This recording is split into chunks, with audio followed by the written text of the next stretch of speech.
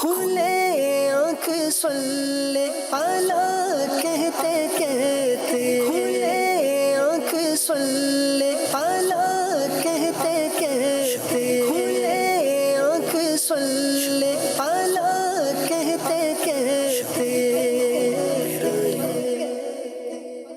الحمدللہ رب العالمین والصلاة والسلام علی خاتم النبیین اما بعد فاعوذ باللہ من الشیطان الرجیم بسم اللہ الرحمن الرحیم الصلاة والسلام علیک یا رسول اللہ، الصلاة والسلام علیک یا حبیب اللہ، الصلاة والسلام علیک یا نبی اللہ وعلی آلک واصحابک یا نور اللہ۔ مدنی چینل کے ناظرین، پروگرام کھلے آنکھ صلی اللہ کہتے کہتے میں آپ سب کو خوش آمدید کہتے ہیں۔ درود پاک کی فضیلت سنتے ہیں۔ اللہ پاک کے پیارے پیارے آخری نبی محمد عربی صلی اللہ تعالی علیہ وآلہ وسلم نے ارشاد فرمایا، جس نے مجھ پر 10 مرتبہ صبح اور 10 مرتبہ شام درود پاک بھیجا، اسے قیامت کے دن میری شفاعت نصیب ہوگی۔ سبحان اللہ۔ پیارے آقا صلی اللہ تعالی علیہ وآلہ وسلم کی شفاعت پانے کے لیے نیت کیجئے کہ انشاءاللہ ہم نبی کریم صلی اللہ تعالی علیہ وآلہ وسلم کی مبارک ذات پر زیادہ سے زیادہ انشاءاللہ درود پاک بھیجیں گے۔ صلو علی الحبیب صلی اللہ تعالی علی محمد صلی اللہ تعالی علیہ وآلہ وسلم۔ مدنی چینل کے ناظرین، اس دنیا میں کچھ لوگ ایسے ہوتے ہیں کہ جن کی موجودگی دوسروں کے لیے راحت کا سبب بنتی ہے، جن کی موجودگی، جن کا ہونا دوسروں کے لیے یہ احساس پیدا کرتا ہے کہ آپ تنہا نہیں ہیں، جن کا ہونا کسی کے لیے احساس پیدا کرتا ہے کہ آپ کسی بھی مشکل میں آئیں، کسی بھی پریشانی میں آئیں، غم نہ کھائیں، ہم آپ کے ساتھ کھڑے ہوئے ہیں۔ صرف دولت کے ساتھ ہی کسی کی مدد نہیں ہوتی، بلکہ یہ افراد وہ ہوتے ہیں کہ جو اپنے حسن اخلاق کے ساتھ، بہترین کردار کے ساتھ اور خدمت خلق کر کے، اللہ کی مخلوق کی خدمت کر کے، لوگوں کی مدد کر کے یہ لوگ اپنی پہچان بنواتے ہیں۔ اب سوال یہ ہے مدنی چینل کے ناظرین، کیا میرا آپ کا شمار ایسے افراد میں ہے کہ جن کی مجلس، جن کا ہونا دوسروں کے لیے رحمت کا باعث بنتا ہے، جن کا ہونا یہ دوسروں کو احساس دلاتا ہے کہ آپ تنہا نہیں ہیں، جن کا ہونا دوسروں کو یہ احساس دلاتا ہے کہ آپ پریشان نہ ہوں؟ کیا ہم دوسروں کے لیے رحمت ہیں یا زحمت ہے؟ دین اسلام وہ پیارا دین ہے کہ جو ہمیں یہ پیغام دیتا ہے۔ دین اسلام یہ ہمیں درس دیتا ہے کہ ایک بندہ مومن عبادت گزار بننے کے ساتھ ساتھ اللہ کا محبوب بنے اور اللہ کی مخلوق کی خدمت کرنے والا ہو، اللہ کی مخلوق کی مدد کرنے والا ہو، اللہ کے بندوں کی مدد کرنے والا ہو۔ وہ ایسا ہو کہ جب اسے کوئی دیکھے، روتا ہوا دیکھے تو اس کے چہروں پر مسکراہٹ بکھیر دے، پریشان حال اسے دیکھے تو اس کی پریشانی دور ہو جائے، یہ پریشان حالوں کا سہارا بننے والا ہو، دکھ درد کے ماروں کے دکھوں دردوں کا مداوا کرنے والا ہو، ایسا بننا ہو۔ دین اسلام مدنی چینل کے ناظرین ہمیں اس چیز کا درس دیتا ہے۔ نبی کریم صلی اللہ تعالیٰ علیہ وآلہ وسلم کی اگر ہم سیرت کا مطالعہ کرتے ہیں، پیارے آقا صلی اللہ تعالیٰ علیہ وآلہ وسلم کے کردار کا اگر ہم مطالعہ کرتے ہیں، حضور علیہ الصلوۃ والسلام کی ساری زندگی کو اگر اٹھا کر پڑھیں تو میرے آقا صلی اللہ علیہ وآلہ وسلم غریبوں کے سہارا بنے، پریشان حالوں کی پریشانی کو دور کیا، بیواؤں کی سرپرستی فرمائی، یتیموں کے سر پہ ہاتھ رکھا، دست شفقت پھیرا، اور جو دکھ میں، درد میں، تکلیف میں مبتلا تھے، میرے آقا صلی اللہ علیہ وآلہ وسلم نے ان کے دکھوں کو دور فرمایا، ان کی تکالیف کو دور فرمایا، ان کی پریشانیوں کو دور فرمایا۔ اسلام اسی چیز کا ہمیں درس دیتا ہے، اور نبی کریم صلی اللہ تعالیٰ علیہ وآلہ وسلم کا وہ فرمان کیا کمال کا ہے کہ خیر الناس من ینفع الناس، لوگوں میں بہتر وہ ہے جو دوسروں کے لیے نفع بخش ہے، دوسروں کے لیے فائدہ مند ہے۔ مدنی چینل کے ناظرین، ہم اپنا شمار دیکھیں کہ میرا آپ کا شمار کن افراد میں ہے۔ کیا پیارے آقا صلی اللہ تعالیٰ علیہ وآلہ وسلم کے ان پیارے غلاموں میں شمار ہے کہ جو دوسروں کے لیے رحمت کا سبب بنتے ہیں، مدد کا سبب بنتے ہیں، دوسروں کے لیے مددگار بنتے ہیں، یا اس کے مخالف ہے؟ اللہ نہ کرے کہ اگر اس کے مخالف ہے تو ہمیں نبی کریم صلی اللہ تعالیٰ علیہ وآلہ وسلم کی سیرت کو اپنانا ہے۔ نبی کریم علیہ الصلوۃ والسلام کے کردار کو اپنائیں گے تو انشاءاللہ دونوں جہانوں میں اپنا بیڑا پار ہو جائے گا۔ آج کا ٹاپک رہے گا مددگار بنے۔ جی ہاں، قاری کاشان صاحب کو مرحبا کہتے ہیں۔ السلام علیکم ورحمۃ اللہ وبرکاتہ۔ کیسے کر سکتے خیریت سے؟ ماشاءاللہ، مرحبا۔ آئیے مدنی چینل کے ناظرین سیگمنٹ کی طرف بڑھتے ہیں، اور سیگمنٹ ہے پیغام قرآن۔ آنکھ صلی اعوذ باللہ من الشیطان الرجیم، اللہ کی پناہ مانگتا ہوں میں شیطان مردود سے۔ بسم اللہ الرحمن الرحیم، اللہ کے نام سے شروع جو نہایت مہربان رحمت والا ہے۔ لَتُبْلَوُنَّ فِي أَمْوَالِكُمْ وَأَنفُسِكُمْ وَلَتَسْمَعُنَّ مِنَ الَّذِينَ أُوتُوا الْكِتَابَ مِنْ قَبْلِكُمْ وَمِنَ الَّذِينَ أَشْرَكُوا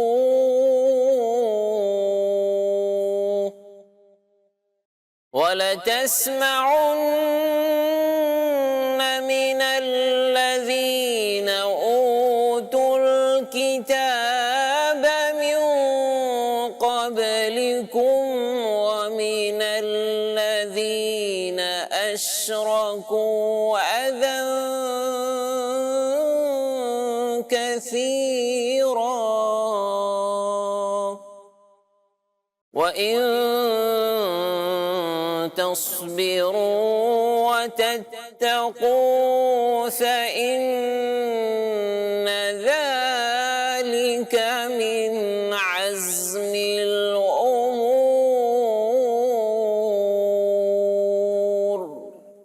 بے شک تمہارے مالوں اور تمہاری جانوں کے بارے میں تمہیں ضرور آزمایا جائے گا، اور تم ضرور ان لوگوں سے جنہیں تم سے پہلے کتاب دی گئی اور مشرکوں سے بہت سی تکلیف دہ باتیں سنو گے، اور اگر تم صبر کرتے رہو اور پرہیزگار بنو تو یہ بڑی ہمت کے کاموں میں سے ہے۔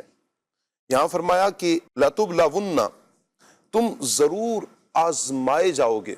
مسلمانوں سے خطاب فرمایا گیا کہ تم پر فرائض مقرر ہوں گے، تمہیں حقوق العباد کی ادائیگی کرنی پڑے گی، زندگی میں کئی معاملات میں نقصان بھی اٹھانا پڑے گا، جان و مال کے کئی معاملات میں تکلیفیں برداشت کرنا ہوں گی، بیماریاں، پریشانیاں اور بہت سی قسم کی مصیبتیں یہ پیش آئیں گی۔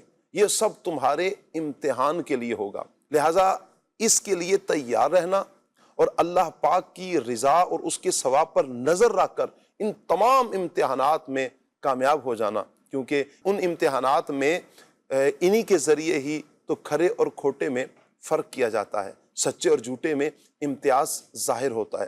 دنیاوی معاملات میں مشرکوں، یہودیوں، عیسائیوں سے تمہیں بہت سی تکلیفیں پہنچیں گی، ان معاملات میں اور زندگی کے دیگر تمام معاملات میں اگر تم صبر کرو، اللہ سے ڈرتے رہو اور پرہیزگاری اختیار کیے رکھو تو یہ تمہارے لیے نہایت بہتر ہے، کیونکہ یہ بہت بڑی ہمت کا کام ہے۔ حضرت ابو ہریرہ رضی اللہ تعالیٰ عنہ سے نبی کریم صلی اللہ علیہ وآلہ وسلم نے ارشاد فرمایا، اللہ تعالیٰ جس کے ساتھ بھلائی کا ارادہ فرماتا ہے تو اسے تکالیف میں مبتلا کرتا ہے۔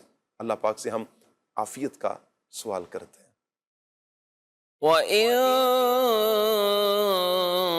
تَصْبِرُوا وَتَتَّقُوا فَإِنَّ ذَلِكَ مِنْ عَزْمِ الْأُمُورِ۔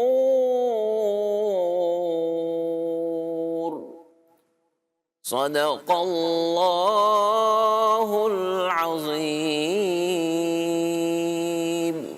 جزاک اللہ۔ اللہ پاک نور قرآن سے ہم سب کے سینوں کو منور فرمائے، قرآن و سنت کے مطابق اللہ پاک ہمیں اپنی زندگی گزارنے کی توفیق عطا فرمائے۔ آج کا سبق کیا ہے؟ آئیے دیکھتے ہیں۔ آج کا سبق سوال، ہمارے پیارے نبی صلی اللہ علیہ وآلہ وسلم کی ولادت باسعادت کس تاریخ کو اور کس مہینے میں ہوئی؟ سوال، ہمارے پیارے نبی صلی اللہ علیہ وآلہ وسلم کی ولادت باسعادت کس تاریخ کو اور کس مہینے میں ہوئی؟ جواب، ہمارے پیارے نبی صلی اللہ علیہ وآلہ وسلم کی ولادت باسعادت 12 ربیع الاول شریف کو ہوئی۔ جواب، ہمارے پیارے نبی صلی اللہ علیہ وآلہ وسلم کی ولادت باسعادت 12 ربیع الاول شریف کو ہوئی۔ حضور علیہ الصلوۃ والسلام کی پیدائش 12 ربیع الاول شریف کو ہوئی۔ 12 ربیع الاول شریف کو میرے آقا صلی اللہ علیہ وآلہ وسلم، اللہ پاک کے پیارے پیارے آخری نبی صلی اللہ علیہ وآلہ وسلم اس دنیا میں تشریف لائے۔ بہرحال جو آسان ہو بچوں کے لیے آپ وہی سبق اسی انداز میں یاد کروائیے گا۔ اللہ پاک دونوں جہانوں کی بھلائیاں سب کا مقدر فرمائے۔ آئیے مدنی چینل کے ناظرین، دیگر مبلغین کو منچ پر آنے کی دعوت دیتے ہیں۔ مفتی کفیل صاحب انشاءاللہ آج ہمارے ساتھ ہوں گے، مرحبا کہتے ہیں۔ جنید بھائی کو مرحبا کہتے ہیں۔ عاطف مدنی انشاءاللہ ہمارے ساتھ ہوں گے۔ عظیم بھائی ہمارے ساتھ ہوں گے۔ السلام علیکم ورحمۃ اللہ۔ کیسے ہیں مرحبا، الحمدللہ۔ السلام علیکم ورحمۃ اللہ، کیسے ہیں آپ؟ ٹھیک ہے، ماشاء اللہ۔ وعلیکم السلام ورحمۃ اللہ وبرکاتہ۔ استغفراللہ۔ مدنی چینل کے ناظرین، ہمارا پینل تو الحمدللہ مکمل ہے۔ جنید بھائی کی انشاءاللہ کچھ ہی دیر میں آپ زیارت بھی کریں گے۔ عظیم بھائی کی طرف انشاءاللہ ہم بڑھیں گے اور عظیم بھائی سے ہم کلام سنیں گے۔ عظیم بھائی کون سا کلام سنا رہے ہیں آج آپ ہمیں، ہمارے مدنی چینل کے ناظرین کو؟ انشاءاللہ سیدی امیر اہل سنت کا لکھا ہوا ہے خوبصورت کلام، اللہ عطا ہو مجھے دیدار مدینہ، واہ، انشاءاللہ۔ جی انشاءاللہ ضرور۔ صلو علی الحبیب صلی اللہ تعالی علی محمد صلی اللہ علیہ وآلہ وسلم۔ صلی اللہ علیہ یا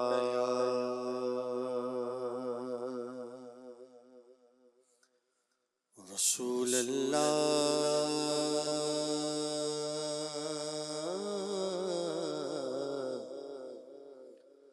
وسلم علیک یا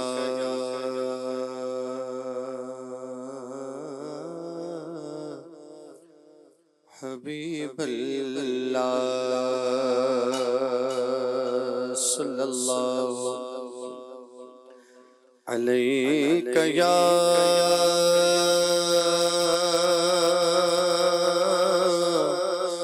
رسول اللہ وسلم علیک یا حبیب اللہ۔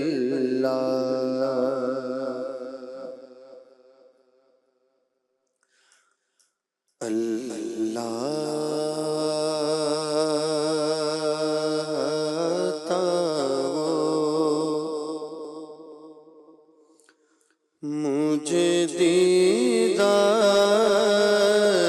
مدینہ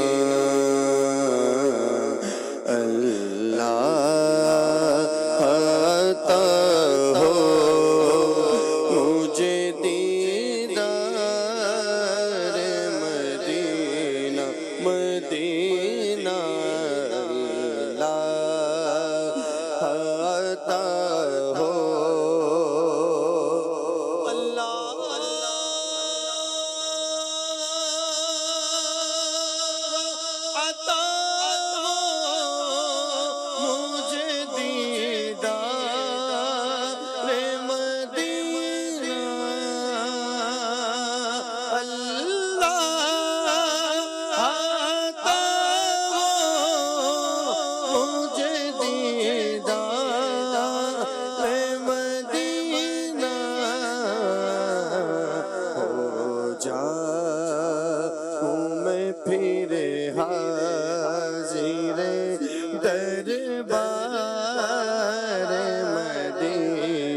مدینہ ہو جا میں پھر حاضر دربار مدینہ مدینہ اللہ عطا ہو۔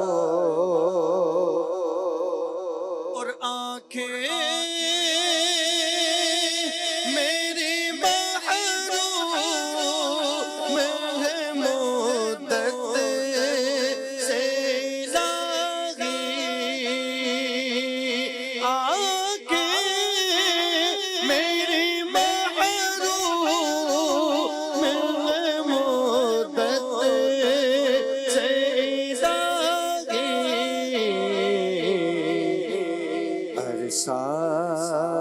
ہوا دیکھا نہیں گلزار مدینہ مدینہ مدینہ عرصہ ہوا دیکھا نہیں گلزار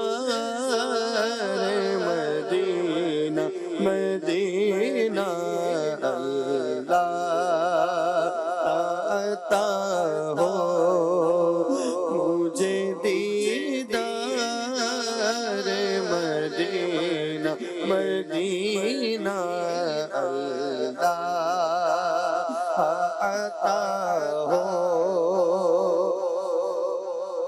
پھر گنبد خضرا کے نظارے ہو میسر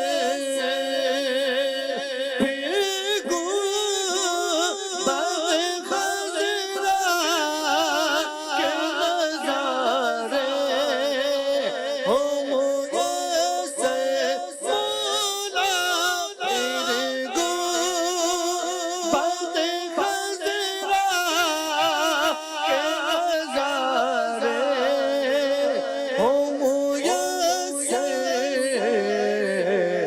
اللہ دکھا دے مجھے انوار مدینہ مدینہ اللہ دکھا دے مجھے انوار مدینہ مدینہ اللہ دکھا دے پھر دیکھ لوں صحرا مدینہ کی بہاریں پھر دیکھ لوں صحرا مدینہ کی بہاریں پیش نظر کاش ہو کو سارے مدینہ مدینہ پھر پیش نظر کاش ہو کو سارے مدینہ مدینہ اللہ عطا ہو یا رب دل عطار پہ چھائی ہے اداسی یا رب دل عطار پہ چھائی ہے اداسی کر شاد دکھا کر اسے گلزار مدینہ مدینہ کر شاد دکھا کر اسے گلزار مدینہ مدینہ اللہ عطا ہو مجھے دیدار مدینہ مدینہ ہو جاؤں میں پھر حاضر دربار مدینہ مدینہ اللہ عطا ہو مجھے دیدار مدینہ آمین آمین اللہم یا رب آمین۔ اللہ پاک تمام عاشقان رسول کو جو تڑپ رکھتے ہیں پیارے آقا صلی اللہ علیہ وآلہ وسلم کے دربار گوہر بار کی، اللہ پاک زیارت نصیب فرمائے۔ مدینہ پاک کی گلیوں کا ذرا تصور کریں مدنی چینل کے ناظرین. یہ وہ مدینہ پاک کی گلیاں ہیں کہ جہاں پر خیر ہی خیر ہے. یہ وہ مدینہ پاک کی گلیاں ہیں جہاں پر رحمت ہی رحمت ہے. یہ وہ مدینہ پاک کی گلیاں ہیں کہ جہاں پر کرم ہی کرم بٹتا ہے. اور اگر ہم آج سے تقریباً 1400-1500 سال پیچھے زمانے کی طرف اگر نظر اٹھاتے ہیں، جب پیارے آقا صلی اللہ علیہ وآلہ وسلم نے اس مدینہ پاک میں اپنے مبارک قدم رکھے، اسے برکتوں سے نوازا. یہ یثرب تھا، یثرب سے مدینہ بنا، مدینہ الرسول بنا، دار الشفا بنا، یہ طیبہ بنا، طابہ بنا. اسے کئی ایک ناموں سے جانا جاتا ہے مدینہ منورہ کو. سبحان اللہ. نبی کریم صلی اللہ تعالیٰ علیہ وآلہ وسلم کی جو عنایات یہاں پر ہوئی ہیں مدینہ پاک میں رہ کر، میرے آقا صلی اللہ علیہ وآلہ وسلم نے جو کرم فرمایا، جو برکتوں سے نوازا ہے مدینہ پاک کو بھی اور اہل مدینہ کو بھی، اور بلکہ اہل مدینہ کو کیا پوری دنیا پہ میرے سرکار کا کرم بٹ ہی رہا ہے. آج تک سرکار دو عالم صلی اللہ علیہ وآلہ وسلم کا کرم بٹ رہا ہے، مل رہا ہے. مدینہ پاک کا فیضان وللہ الحمد مل ہی رہا ہے. میں مدنی چینل کے ناظرین جس طرف توجہ دلانا چاہ رہا ہوں، جو ہمارا ٹاپک بھی ہے، حضرت عمر رضی اللہ تعالیٰ عنہ مسلمانوں کے دوسرے خلیفہ ہیں، اور آپ کا کردار دیکھیں، کیا عالی شان کردار کے مالک ہیں کہ آپ کی زندگی کے کئی ایک پہلو ملتے ہیں کہ آپ رحمۃ اللہ تعالیٰ علیہ ایک مرتبہ دیکھا کہ ایک جھونپڑی سے کسی کے کراہنے کی آواز آ رہی ہے، کسی خواتین عورت کے، اور باہر آدمی بڑا پریشان حال، کبھی دائیں جاتا ہے کبھی بائیں جاتا ہے. تو حضرت عمر رضی اللہ تعالیٰ عنہ مسلمانوں کے دوسرے خلیفہ ان کے پاس جاتے ہیں اور جا کر ان سے وجہ پوچھتے ہیں. انہوں نے بتایا کہ ہم تو یہ شہر اپنا نہیں ہے، ہم تو باہر سے آئے ہوئے ہیں. اور گھر والوں کا بتایا کہ وہ یعنی ان کے ہاں ولادت کا سلسلہ ہے، تو ساتھ کوئی بھی نہیں ہے ہمارے. تو حضرت عمر رضی اللہ تعالیٰ عنہ آپ جاتے ہیں اور جا کر اپنی زوجہ سے بات کرتے ہیں اور ان کو لے کر آتے ہیں. اچھا، اب زوجہ تو اس عورت کے پاس چلی جاتی ہیں، اور ادھر وہ حضرت عمر رضی اللہ تعالیٰ عنہ سے باتیں کر رہا ہوتا ہے. حضرت عمر رضی اللہ تعالیٰ عنہ کے بارے میں پوچھتا ہے کہ سنا ہے کہ مسلمانوں کے جو خلیفہ ہیں وہ عمر ہیں. اچھا، اسے معلوم نہیں ہے کہ یہی امیر المؤمنین ہے، یہی عمر رضی اللہ تعالیٰ عنہ نے کہا کہ بنا دیا، لوگوں نے بنایا ہے. یوں صحابہ کرام نے اتفاق کیا. اور پھر وہ اگلا سوال کرتا ہے، لگتا ہے پھر عمر تو یوں عیش و آرام میں ہوں گے، یہ کرتے ہوں گے، یہ کرتے ہوں گے. حضرت عمر رضی اللہ تعالیٰ عنہ سنتے جا رہے ہیں. اللہ اکبر. اور جیسے ہی عورت آئی نا، اور یہ آپ کی زوجہ آئیں، اور آ کر انہوں نے کہا کہ حضور اے امیر المؤمنین، ان کو مبارکباد دیجئے کہ ان کے ہاں بیٹے کی ولادت ہوئی ہے. اب وہ ایک دم سامنے آتا ہے، ہاتھ جوڑتا ہے، کہا حضور آپ امیر المؤمنین ہیں. آپ دیکھیں کہ اپنا آپ بتایا نہیں، لیکن مدد کے لیے آپ تیار رہے. ایک طرف مدد ہے، یعنی کہ وہ تو کوئی بھی بات کر رہے تھے نا، ممکن ہے کہ اس وقت وہ ناگوار بھی گزر رہی ہوتی، لیکن آپ نے ان کی اس بات کی طرف توجہ نہیں کی، بلکہ آپ نے ان کی طرف شفقت ہی فرمائی، کرم ہی فرمایا. چونکہ یہ فیضان نبی کریم صلی اللہ علیہ وآلہ وسلم کا. اس طرح کے کئی ایک واقعات، جو رات کو آپ جا رہے ہیں اور ایک گھر سے رونے کی آواز آتی ہے، کھانے کے لیے نہیں ہے، آپ وہاں پر مدد فرماتے ہیں. کئیوں کی مدد. صحابہ کرام کی زندگیاں، اہل بیت اطہار کی زندگیاں دیکھیں. گھر میں کھانے کے لیے کچھ نہیں ہے، روزہ رکھا ہوا ہے، اور افطار کے لیے کچھ معمولی سا سامان ہے، اور ادھر سے سائل آ کر صدا لگاتا ہے تو آپ اٹھا کر وہ بھی اللہ کی راہ میں صدقہ کرتے ہیں، مدد کرتے ہیں، مددگار بنتے ہیں. اللہ اکبر. تو آج یہی صحابہ کرام کی زندگیوں کا اگر ہم پہلو لیں، اہل بیت اطہار کی زندگیوں سے اگر ہم درس حاصل کریں، تو مدنی چینل کے ناظرین یقیناً ہمیں یہ بڑا پیارا ایک پیغام ملتا ہے کہ ہم ایک دوسرے کی مدد کریں. مددگار بنیں گے تو انشاءاللہ اللہ نے چاہا تو ہمارا معاشرے میں نا، ہمارے معاشرے میں ایک امن قائم ہوگا کہ جس وقت کوئی دکھ درد کا مارا، کوئی کسی تکلیف میں ہے، کسی پریشانی میں ہے، بجائے اس کے کہ آپ تماشائی بنیں، اور اس کی یا تو بساؤ کا ہوتا ہی یوں کہ تماشائی بنا جاتا ہے، یا مجبوری کا فائدہ اٹھایا جاتا ہے، اور تیسری قسم کے وہ افراد ہوتے ہیں کہ جو مدد کرنے والے بنتے ہیں. اچھے افراد تو وہی ہیں کہ جو مددگار بنتے ہیں. دین اسلام ہمیں دوسروں کے ساتھ تعاون کرنے کے حوالے سے، دوسروں کے حوالے سے مدد کرنے کے حوالے سے ترغیب بھی دلاتا ہے۔ شریعت مطہرہ نے قرآن و حدیث میں کئی اس طرح کی روایات بھی ہمیں ملتی ہیں، قرآن پاک کی آیات بھی ہمیں ملتی ہیں، پیغام بھی ملتا ہے، اور اہمیت کو کہ دوسروں کی مدد کی جائے، اس کی اہمیت کو بھی دین اسلام، شریعت مطہرہ اجاگر کرتی ہے۔ میں انشاءاللہ اسی سوال کو مفتی صاحب کی طرف بڑھاؤں گا کہ دین اسلام میں دوسروں کے ساتھ جو تعاون کیا جاتا ہے، مدد کیا جاتا ہے، اس کی اہمیت کو دین اسلام نے کس انداز میں بیان فرمایا؟ بسم اللہ الرحمن الرحیم۔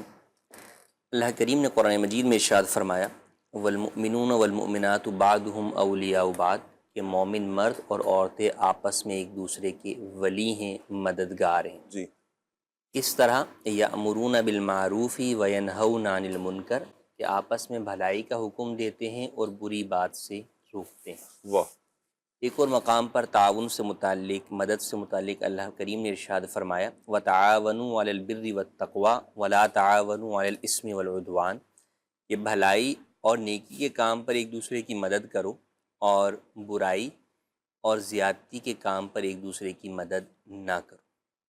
نبی کریم صلی اللہ تعالیٰ علیہ وآلہ وسلم کی تعلیمات کی طرف جو ہے وہ ہم نظر کریں تو آپ علیہ السلام نے بھی نہ صرف لوگوں کی مدد کی، بلکہ جنہوں نے مدد کی ان کے لیے ثواب کی بھی بشارت دی۔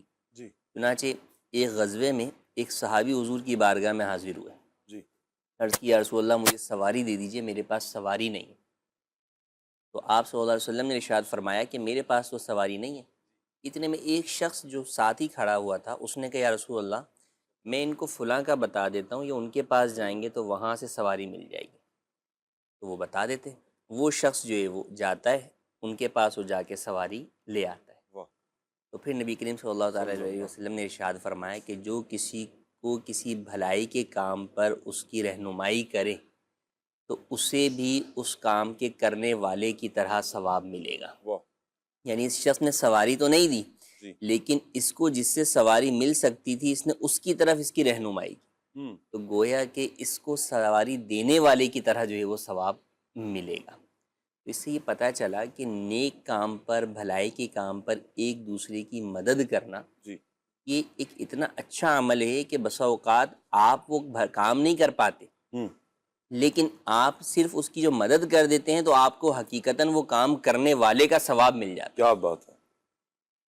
اچھا، پھر جو قرآن نے واضح اصول بیان کر دیا کہ مدد تو کرنی ہے، مگر کس پر کرنی ہے؟ بھلائی اور تقوی پر۔ واہ، برائی اور زیادتی کے کاموں پہ مدد نہیں کرتی۔ تو معاشرے کے اندر ہم دیکھتے ہیں کہ فی زمانہ لوگ ایک دوسرے کی بسا اوقات مدد کر بھی رہے ہوتے ہیں، جی اور کئی جگہوں پہ نفسا نفسی کا عالم ہوتا ہے کہ کوئی کسی کی مدد کرنے کو تیار نہیں بھی ہوتا۔ لیکن جہاں لوگ مدد کرنے کی طرف جا رہے ہوتے ہیں تو وہاں بھی وہ اس چیز کو نہیں دیکھ رہے ہوتے کہ یار یہ اس چیز میں اس کی مدد کرنا یہ اس کی آخرت کے لیے بہتر ہے یا نہیں۔ جی وہاں پہ لوگ فقط انسانیت کو سامنے رکھ کر جو ہے وہ مدد کر رہے ہیں۔ اب چاہے وہی چیز اس کی جو ہے وہ، بلکہ اوورآل اگر مجموعی طور پہ بات کریں کہ معاشرتی طور پر انسانیت کو تباہی کی طرف لے جانے والی ہے، تو اس میں آپ انسانیت کی مدد نہیں کر رہے ہوتے بلکہ انسانیت کو دھکا دے کے گرا ہی رہے ہوتے ہیں جی گڑھے کے اندر۔ تو اس لیے اس کے اندر یہ اصول سامنے رکھنا چاہیے کہ بھلائی کے کام پر آپ نے مدد کرنی ہے، اور برائی کے کام پر چاہے سامنے والا کتنی ہی آپ کو مجبور نظر آ رہا ہے اس پر آپ نے اس کی مدد نہیں کرنی۔ کیوں؟ کیونکہ مومن کا ہر کام اس کا بنیادی مقصد جو ہے وہ اللہ اور اس کے رسول کی رضا ہے۔ کیا بات ہے! لہٰذا اگر مدد بھی اللہ اور اس کی رسول کی رضا کے لیے آپ کریں گے تو وہ آپ کے لیے ثواب کا باعث ہوگی۔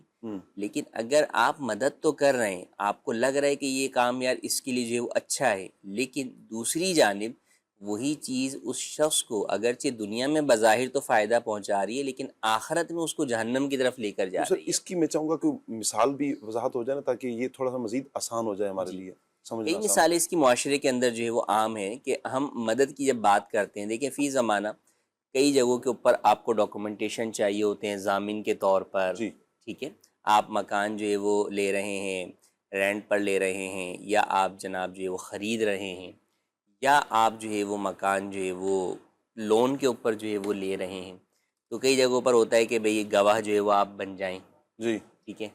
اچھا، اسی طریقے سے بہت سارے کاروباری معاہدے ہوتے ہیں جن کے اندر ہوتا ہے کہ یار جو ہے وہ مارکیٹ کے اندر گواہ بن جائیں، یا جناب جو ہے وہ آپ ضامن جو ہے وہ بن جائیں. تو اب لوگوں کے ذہنوں میں یہ آتا ہے کہ یار غریب آدمی ہے, بھلا ہو جائے گا, چلے جناب جو ہے وہ بن جاتا ہوں, کیا مسئلہ ہے. جان پہچان نہیں بھی ہوتی تو بھی لوگ یوں کہہ دیتے ہیں کہ چلو یار محلے میں نیا آیا ہے تو چلو کوئی مل نہیں رہا تو چلو ہم ہی جو ہے وہ اس کی ضمانت جو ہے وہ دے دیتے ہیں. اب اگر وہ ایگریمنٹ ناجائز ہے, اس ایگریمنٹ میں ناجائز شکیں شامل ہیں, جی تو اب اگر آپ اس ایگریمنٹ کے اوپر گواہ بن رہے ہیں یا آپ اس میں ضامن بن رہے ہیں تو آپ گناہ پر مدد کر رہے ہیں. جی اسی طریقے سے کوئی شخص جو ہے وہ سود کے اوپر جو ہے وہ گھر لے رہا ہے یا سود کے اوپر گاڑی لے رہا ہے یا اور کوئی سودی معاہدہ کر رہا ہے, آپ اس کے اندر جو ہے وہ گواہ بن رہے ہیں, ضامن بن رہے ہیں, تو حدیث پاک میں فرمایا کہ لعن اللہ آکل الربا موکلہ کاتبہ شاہدیہ وہم سواء, اللہ کہ اللہ نے سود کھانے والے پر, کھلانے والے پر, لکھنے والے پر, گواہ بننے والے پر لعنت فرمائی, اور یہ سارے برابر ہیں اس لعنت میں. ہائے ہائے. تو یہ جو ہے وہ مثال ہے. اچھا اس میں اسی سفارش طریقے بھی آ جائے گا مفتی صاحب, یہ جو سفارش کر رہے ہوتے ہیں بسا سفارش اوقات, بھی اور آئے وہ گا. بھی پتہ ہے کہ یہ اس کا اہل نہیں ہے. دیکھیں قرآن میں فرمایا جو اچھی سفارش کرے گا تو اس کا اس میں سے حصہ ہے, جی اور جو بری سفارش کرے گا اس کا اس میں سے حصہ ہے. جی تو آپ کسی نااہل کو جو ہے وہ عہدے پر بٹھانے کے لیے سفارش کر رہے ہیں تو اس کی آگے جتنی نااہلی جو ہے وہ معاشرے کو تباہ و برباد کرے گی اس میں آپ کا حصہ موجود ہے. ہاں کسی اچھے شخص کے لیے آپ کر رہے ہیں تو اس کا بھی جو ہے وہ فائدہ موجود ہے. اچھا مدد کی مثالیں بہت چھوٹی چھوٹی بھی بسا اوقات ہوتی ہیں, جی جیسے یار ہمارا کیبل نہیں آ رہا, آپ کیبل لگا دیں. جی ٹھیک ہے, آپ کو پتہ ہے کہ انہوں نے دیکھنے ہی فلمیں ڈرامے, جی ٹھیک ہے, تو یہ جو ہے وہ ناجائز یہ مثال ہو گئی. اچھا نیٹ مفتی صاحب آج کل تو یہ ہاں وائی فائی ذرا وائی فائی دے دیں, ہاٹ پتہ ہے اسپاٹ کہ دے دیں. اس نے گیم کھیلنا ہے یا اس نے جو ہے وہ موویز جو ہے وہ دیکھنی ہے, جی تو اب آپ بولے یار بچے ہی تو ہے, چلیں کیا ہے مدد ہی کر دیں یار, ٹھیک ہے, تو یہ ناجائز جو ہے وہ آپ کی مدد ہے. اچھا اسی طرح آپ دیکھیں کہ ماہ رمضان المبارک میں پانی پلانے کو منع کیا گیا غیر روزے دار کو, جس کے بارے میں آپ کو یہ پتہ ہے کہ اس نے کسی عذر شرعی کی بنا پہ روزہ نہیں چھوڑا. اب پانی پلانا کتنا ثواب کا کام, بالکل, لیکن وہی کام آپ کے لیے گناہ کا بن جاتا ہے تعاون علی الاسم کی وجہ سے. اللہ اور یہ معاشرے میں ہمارے عام ہے, عام ہے, بہت سارے لوگ ہیں جو زبردست. اکٹھے ہوتے ہیں اور جو جناب والا وہ جو ہے وہ روزہ چھوڑ رہے ہوتے ہیں, لیکن وہ آگے پانی کا سوال کر رہے ہوتے ہیں, جی اور آگے سے وہ فضائل بھی سنا رہے ہوتے ہیں, یار تم پانی سے منع کر رہے ہو. اگر کوئی منع کر دے تو اولاً تو معاشرے میں اتنا وہی نہیں ہے نا, لوگوں کو پتہ ہی نہیں ہے. وجہ یہ کہ ہم نے مدد کو اپنے پس منظر میں دیکھا ہوا ہے کہ یار ہمیں یہ چیز مدد لگ رہی ہے سامنے والے. کتنا پیارا شریعت مطہرہ کا اصول ہے. اگر اس اصول کو اگر سامنے رکھ لیا جائے, جو ابھی آپ نے بیان بھی فرمایا قرآن پاک کی آیت, نیکی اور بھلائی کے کاموں پہ مدد کرنی اور برائی سے جو ہے وہ آپ کو جو ہے وہ روکنا ہے. تو اب وہی پانی جو ثواب کا کام ہے, اور رمضان کے اندر آپ دیکھیں کہ جو پانی سے افطار کرا دے تو اس کو اس کا روزے دار کے برابر ثواب مل جاتا ہے. جی لیکن وہی روزے کی حالت میں وہ پانی اس غیر روزے دار کو پلانا جو روزہ خور ہے, بغیر عذر شرعی کے روزہ چھوڑتا ہے, وہ حرام ہے آپ کے لیے, گناہ ہے آپ کے لیے. اللہ اکبر. تو یوں اور بہت ساری مثالیں معاشرے کے اندر آپ دیکھیں کہ عام ہیں. کئی دفعہ ہوتا ہے کہ جناب آفیسز کے اندر کسی اور کا کام کرنا ہے, جی آپ بولتے ہیں یار میں ہیلپ کر دیتا ہوں, ٹھیک ہے. اب حالانکہ آپ کو پتہ ہے کہ وہ چیٹ کر رہا ہے, وہ اپنے آفیسر کو یا اپنے بڑے شخص کو یا اسکول کے اندر کالج کے اندر آپ کسی دوسرے کا ہوم ورک کر رہے ہیں, جی بہت زیادہ ہمدردی سے زیادہ یار یہ بچے کو آتا نہیں, چلے میں کر دیتا ہوں. لیکن آپ یہ دیکھیں کہ آپ اس کے لیے کتنی تباہ کن جو ہے وہ چیز کا باعث بن رہے ہیں کہ اگر آپ آج اس کو ہوم ورک کرتے رہیں گے تو کیا اس کو کبھی وہ چیز آئے گی کرنا؟ نہیں آئے گی. تو آپ اس کے پاؤں پہ کلہاڑی مار رہے ہیں جس کا آپ کو خود جو ہے وہ اندازہ جو ہے وہ نہیں ہے, اور بڑی محبت سے کلہاڑی مار رہے ہیں کیونکہ محبت جتلا رہے ہوتے ہیں نا, پیار بہت ہے. یہ اور اس طرح کی کئی مثالیں جو ہے وہ آپ دیکھیں معاشرے کے اندر ہیں کہ ہم اپنے طور پہ یہ سمجھ رہے ہوتے ہیں. جیسے بڑی پیاری مثال علماء نے بیان فرمائی کہ اگر کوئی شخص آپ کے سے جو ہے وہ مندر یا بت خانے یا کسی بھی ایسی ناجائز جگہ کا راستہ پوچھے تو وہ بتانا بھی جائز نہیں ہے آپ, یہ بھی مدد ہے. ہاں وہاں سے واپس نکل رہا ہے اور اب اپنے گھر کا راستہ پوچھتا ہے, جی تو وہ بتانا جائز ہے آپ کے لیے, وہ اس کے لیے ایک اعتبار سے یوں مدد ہے کہ چلیں یار آپ ایک مسلمان کی جو ایک انسان کی مدد کر رہے ہیں, اگر غیر مسلم بھی وہ ہے بالفرض. اچھا اسی طرح آپ دیکھیں کہ نیکی کے اعتبار سے آپ دیکھیں تو کئی لوگ عام طور پہ ہوتے ہیں نا, پوچھ رہے ہوتے ہیں یار جمعہ کتنے بجے ہیں یہاں پر, جی کئی مسافروں کو یہ ہوتا ہے. جی اچھا اسی طریقے لوگ مسجد کا پوچھ رہے ہوتے ہیں کہ یار جو ہے وہ مسافر جو ہوتے ہیں کہ کسی جگہ رکے کہ یار یہاں پہ نماز پڑھنی ہے, مسجد کدھر ہے. اب یہ آپ کی نیکی کے اوپر مدد ہے جی کہ آپ ان کو بتائیں کہ یار مسجد ادھر ہے, یا جمعے کی نماز دیکھیں یہاں تو ہو گئی ہے لیکن آگے والی مسجد میں آپ چلے. اچھا اب یہ اس نے پوچھا جمعے کی نماز, آپ نے کہا یہاں ہو گئی, یہ کوئی آپ نے مدد نہیں کی, اور ایک یہ کہ آپ اس کو ساتھ میں مدد بھی یہ بتا دیں کہ یار یہاں ہو گئی ہے لیکن یہ تھوڑا سا آگے مسجد ہے، یہاں پہ تو 1:30 بجے ہو گئی ہے، وہاں 2 بجے آپ وہاں چلے جائیں. یہ ہے مدد کی خوبصورت ترین جو کیا بات کہ آپ نے زبردست. اس کو آگے کے لیے نماز کے لیے ایک آسانی کی صورت فراہم جو ہے وہ کیا بات ہے مفتی. اسی طرح کچھ چیزیں یوں مدد کی ہوتی ہیں کہ مارکیٹ میں کئی دفعہ ایسا ہوتا ہے کہ وضو کرنا ہوتا ہے، خواتین کی بیچاریوں کو بڑے مسائل ہوتے ہیں کہ جگہ نہیں ہوتی، وہاں پہ آپ نے دکان سے پانی کی فراہمی جو ہے وہ دے دی، کئی کہ آپ جو ہے وضو کر لیجیے. اسی طرح کئی جگہ کے اوپر نماز کی جگہ نہیں مل رہی ہوتی جی تو وہاں پہ آپ نے اپنی جگہ اپنی دکان میں کسی کو جائے نماز بچھا کے دے دی کہ یار آپ نماز جو ہے وہ یہاں پر جو ہے وہ پڑھ لیں. جی. تو یوں کئی مثالیں جو ہے وہ ہو سکتی ہے جس کے اندر آپ جو ہے وہ سامنے والے کی مدد کر کر جو ہے وہ اس کے اس عمل کا ثواب گویا کہ حاصل کر لیتے. زبردست. حدیث میں فرمایا دال علی الخیر کفاعلہ، کہ خیر پر رہنمائی کرنے والا اس کے کرنے والے کی مثل ہے. جی. تو اس کو وہی ثواب جو ہے وہ مل جاتا ہے. تو یوں ہمیں جو ہے وہ دیکھنا چاہیے کہ ہم مدد کس چیز پر کس کی کر رہے. گناہ کے اوپر مدد کی مثالیں میں آپ کو کہوں اتنی ہے کہ اس کا شمار ہی نہیں ہے فی زمانہ. اب جیسے کئی چیزوں میں یہ ہوتا ہے کہ یار وہ میرا گیم نہیں چل رہا، ذرا یہ بتانا ہی کیسے جو ہے وہ چلے گا. ٹھیک ہے جو ہے وہ فلاں آئی ڈی جو ہے وہ کام نہیں کر رہی، ذرا وہ بتا دو. اب آپ کو پتہ ہے کہ اس نے یہ سارے کام گیم عام طور پہ ناجائز جو ہوتے ہیں، اس میں میوزک بھی ہے، بے پردگی بھی ہے، پھر اس کا کھیلنے کا جس طرح ہمارے ہاں عام رواج ہے کہ جس میں نمازوں سے غفلت ساری چیزوں سے وہ گناہوں کی طرف جو ہے وہ لے جانے والا ہے. تو اب آپ اس میں دوستی یاری کے اندر جو ہے وہ محبت کے اندر آپ اس کو جو ہے وہ یہ جو ہے وہ کر کے جو ہے وہ دے رہے. اسی طرح جو آپ نے وائی فائی کی مثال دی، یہ تو ایک ایسا سمجھیں کہ تعاون اس میں کہ ہمارے معاشرے میں سبھی جگہ چل رہا ہے. جی. کوئی کسی کے گھر پہ جاتا ہے تو جا کے سب سے پہلے آج کل کیا پوچھا جاتا ہے؟ وائی فائی کا پاسورڈ ہی جو ہے وہ پوچھا جاتا ہے. تو اب ہمیں بھی پتہ ہے کہ عام طور پہ جو آنے والے ہیں، اب مثلا آپ جائیں گے آپ پوچھیں گے تو سامنے والا یہی کہے گا کہ یار امام صاحب آئے ہیں تو امام صاحب نے کیا وائی فائی کے اوپر کرنا ہے، انہوں نے جو اپنے واٹس ایپ دیکھنے ہوں گے. جی. لیکن جس کا آپ کو پتہ ہے آپ کا بھانجا بتیا جو ہر وقت جو ہے وہ موبائل کی ریلز میں ہی گھسا رہتا ہے. جی. تو اب وہ آ کے بول رہا ہے کہ ماموں جو ہے وہ پاسورڈ جو ہے وہ دے دیں. جی.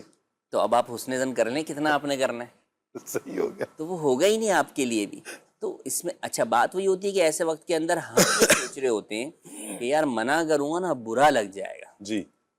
بھائی اس جگہ پہ آپ کو یہ سوچنا چاہیے، بڑی پیاری جو ہے وہ حدیث پاک بھی ہے کہ فرمایا کہ کسی بھی مخلوق کی اطاعت کرنا خالق کی معصیت میں جائز نہیں ہے.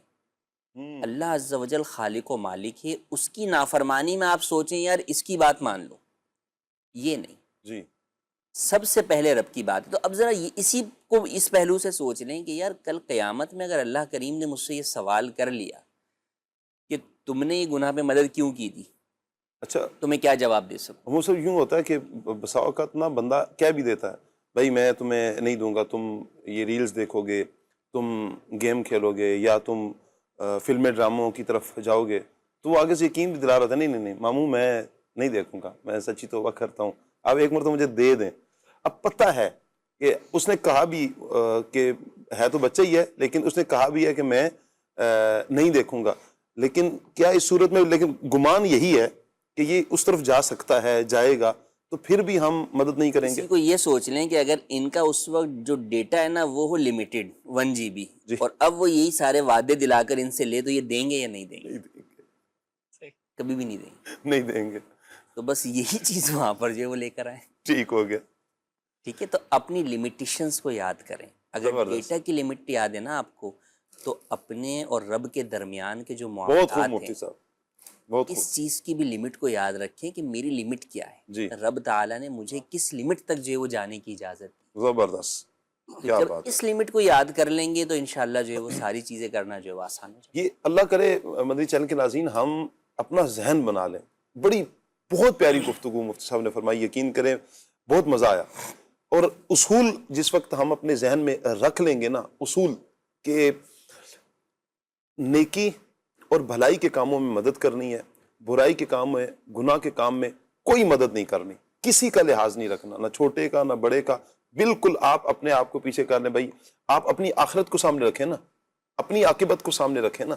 کل اللہ کی حضور آپ نے حاضر ہونا ہے نا، آپ سے پوچھا جائے گا جناب جی آپ بتائیں آپ نے کیوں پاسورڈ دیا تھا، آپ نے کیوں وائی فائی دیا تھا. پوچھا جا سکتا ہے نا کہ بھائی آپ نے یہ مدد کیوں کی تھی جبکہ آپ کو پتا تھا آپ کو گمان تھا، غالب گمان تھا کہ یہ اس گناہ کی طرف جا سکتا ہے، یہ گناہ کر سکتا ہے، آپ نے کیوں مدد کی؟ اسے فلاں جگہ تک کیوں پہنچایا؟ اسے فلاں رستہ کیوں دکھایا؟ فلاں چیز کیوں دی آپ نے اس کو؟ کیا جواب ہوگا اس وقت آپ کے پاس؟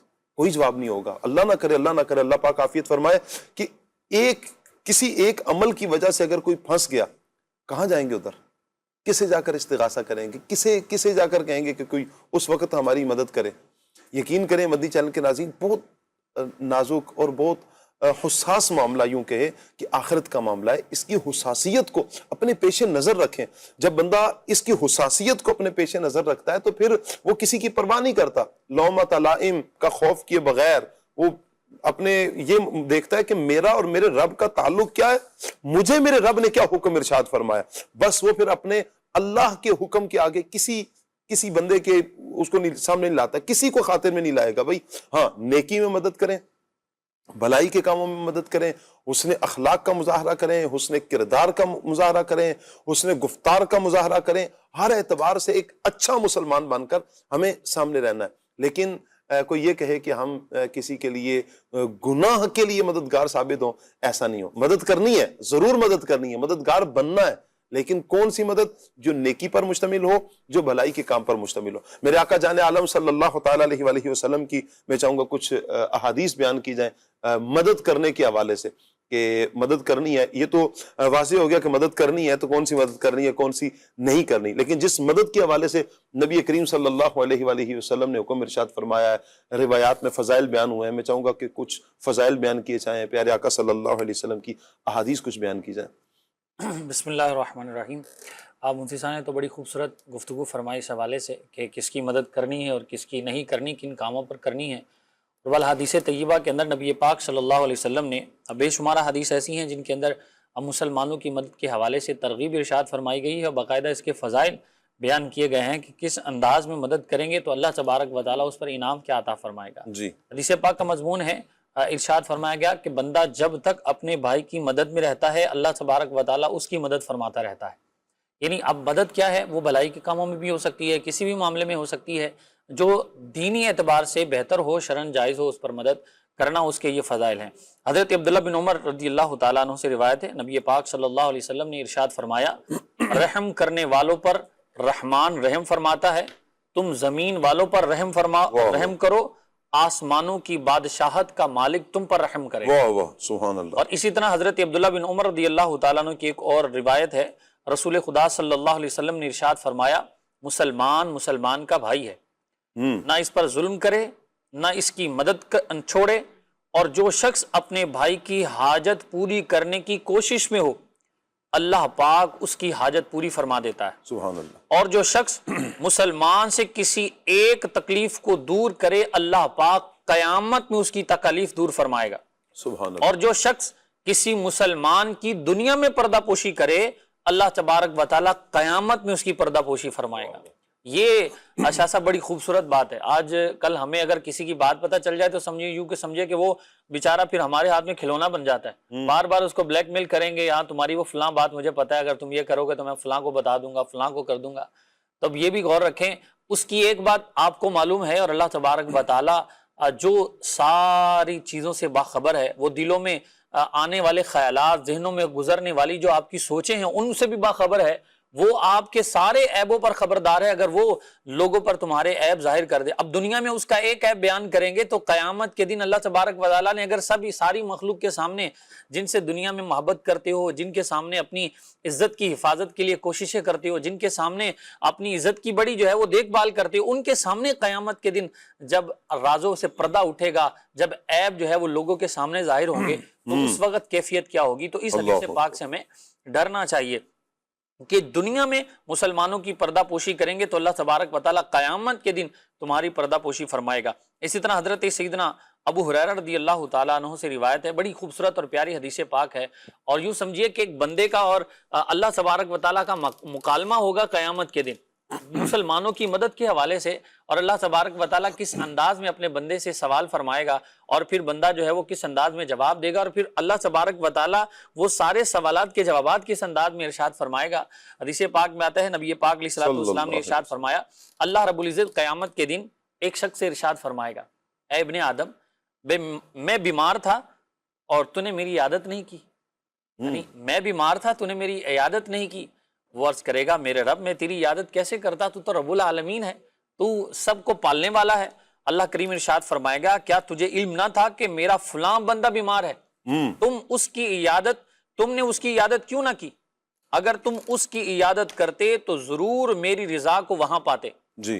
اور پھر ارشاد فرمائے گا اللہ تبارک و تعالیٰ پھر فرمائے گا کہ اے شخص، اے اولاد آدم، میں نے تجھ سے کھانا طلب کیا تھا، تو نے مجھے کھانا کیوں نہیں کھلایا؟ وہ عرض گزار ہوگا اے اللہ عز و جل تجھے کیسے کھانا کھلاتا؟ تو اللہ تبارک و تعالیٰ ارشاد فرمائے گا کیا تجھے معلوم نہیں کہ میرے فلاں بندے نے تجھ سے کھانا طلب کیا تھا جی. لیکن تو نے اسے کھانا نہ کھلایا؟ کیا تجھے معلوم نہ تھا کہ اگر تو اس کو کھانا کھلا دیتا تو اس کا اجر میرے پاس پاتا؟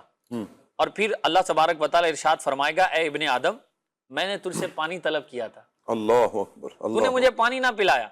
وہ بندہ عرض کرے گا یا اللہ عز و جل میں تجھے پانی کیسے پلاتا، تو سب کو پلانے والا ہے اور سب کو عطا کرنے والا ہے، رب العالمین ہے، تیری بارگاہ سے سب کو ملتا ہے.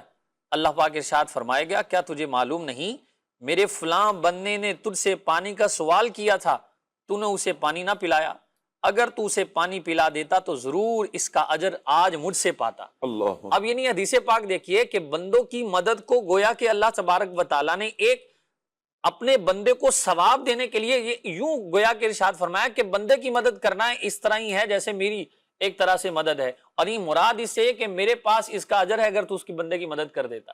یعنی اس انداز میں اللہ تبارک و تعالیٰ قیامت کے دن جو ہے وہ اپنے بندوں سے مخاطب ہو کر ارشاد فرمائے گا. اور میں چاہوں گا اس پر تو مفتی صاحب سے ہم تھوڑی سی گفتگو بھی کریں. مفتی صاحب یہ جو اللہ پاک نے بندے کے بارے میں جو فرمایا ہے کہ تو نے میری مدد کیوں نہ کی، یعنی حدیث ہے، ایک طرف حدیث ہے، اور پھر اللہ پاک یوں کہ کمال درجے کی بندے سے محبت کا اظہار نہیں فرما رہا یہاں پر اپنی مخلوق سے. میں چاہوں گا اس جملے کی بھی وضاحت ہو اور پھر اس میں کمال درجے کی اللہ پاک نے محبت کا اظہار فرمایا نا، اس کو بیان فرمائیں مفتی صاحب.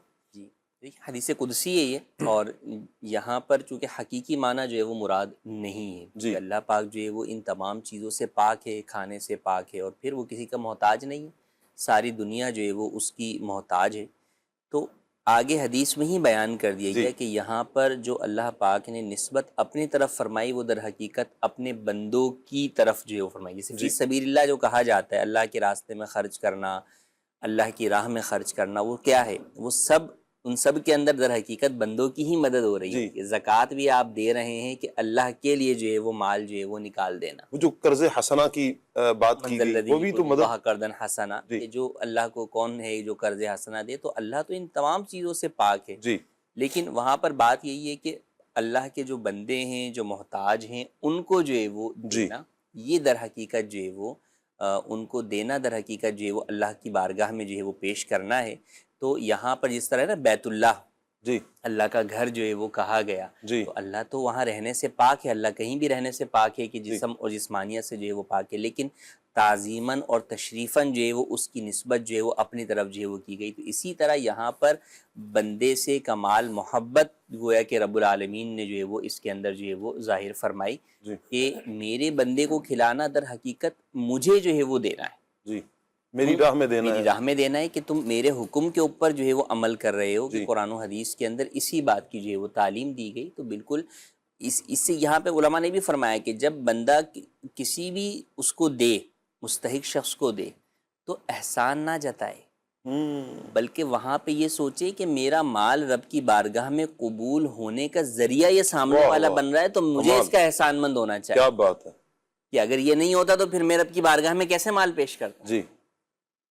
تو یوں جو ہے وہ انسان کو ان افراد کے ساتھ لین دین کرنے کے اندر حسن سلوک کرنا چاہیے، اور ان کے ساتھ بغیر احسان جتائے بلکہ خود ان کا احسان اپنے سر پر لیتے ہوئے کہ یہ قبول کر رہے ہیں ان کا احسان ہے کہ ان کے ذریعے سے گویا کہ میرا صدقہ جو ہے وہ رب العالمین کی بارگاہ میں قبول ہو رہا. کیا بات ہے.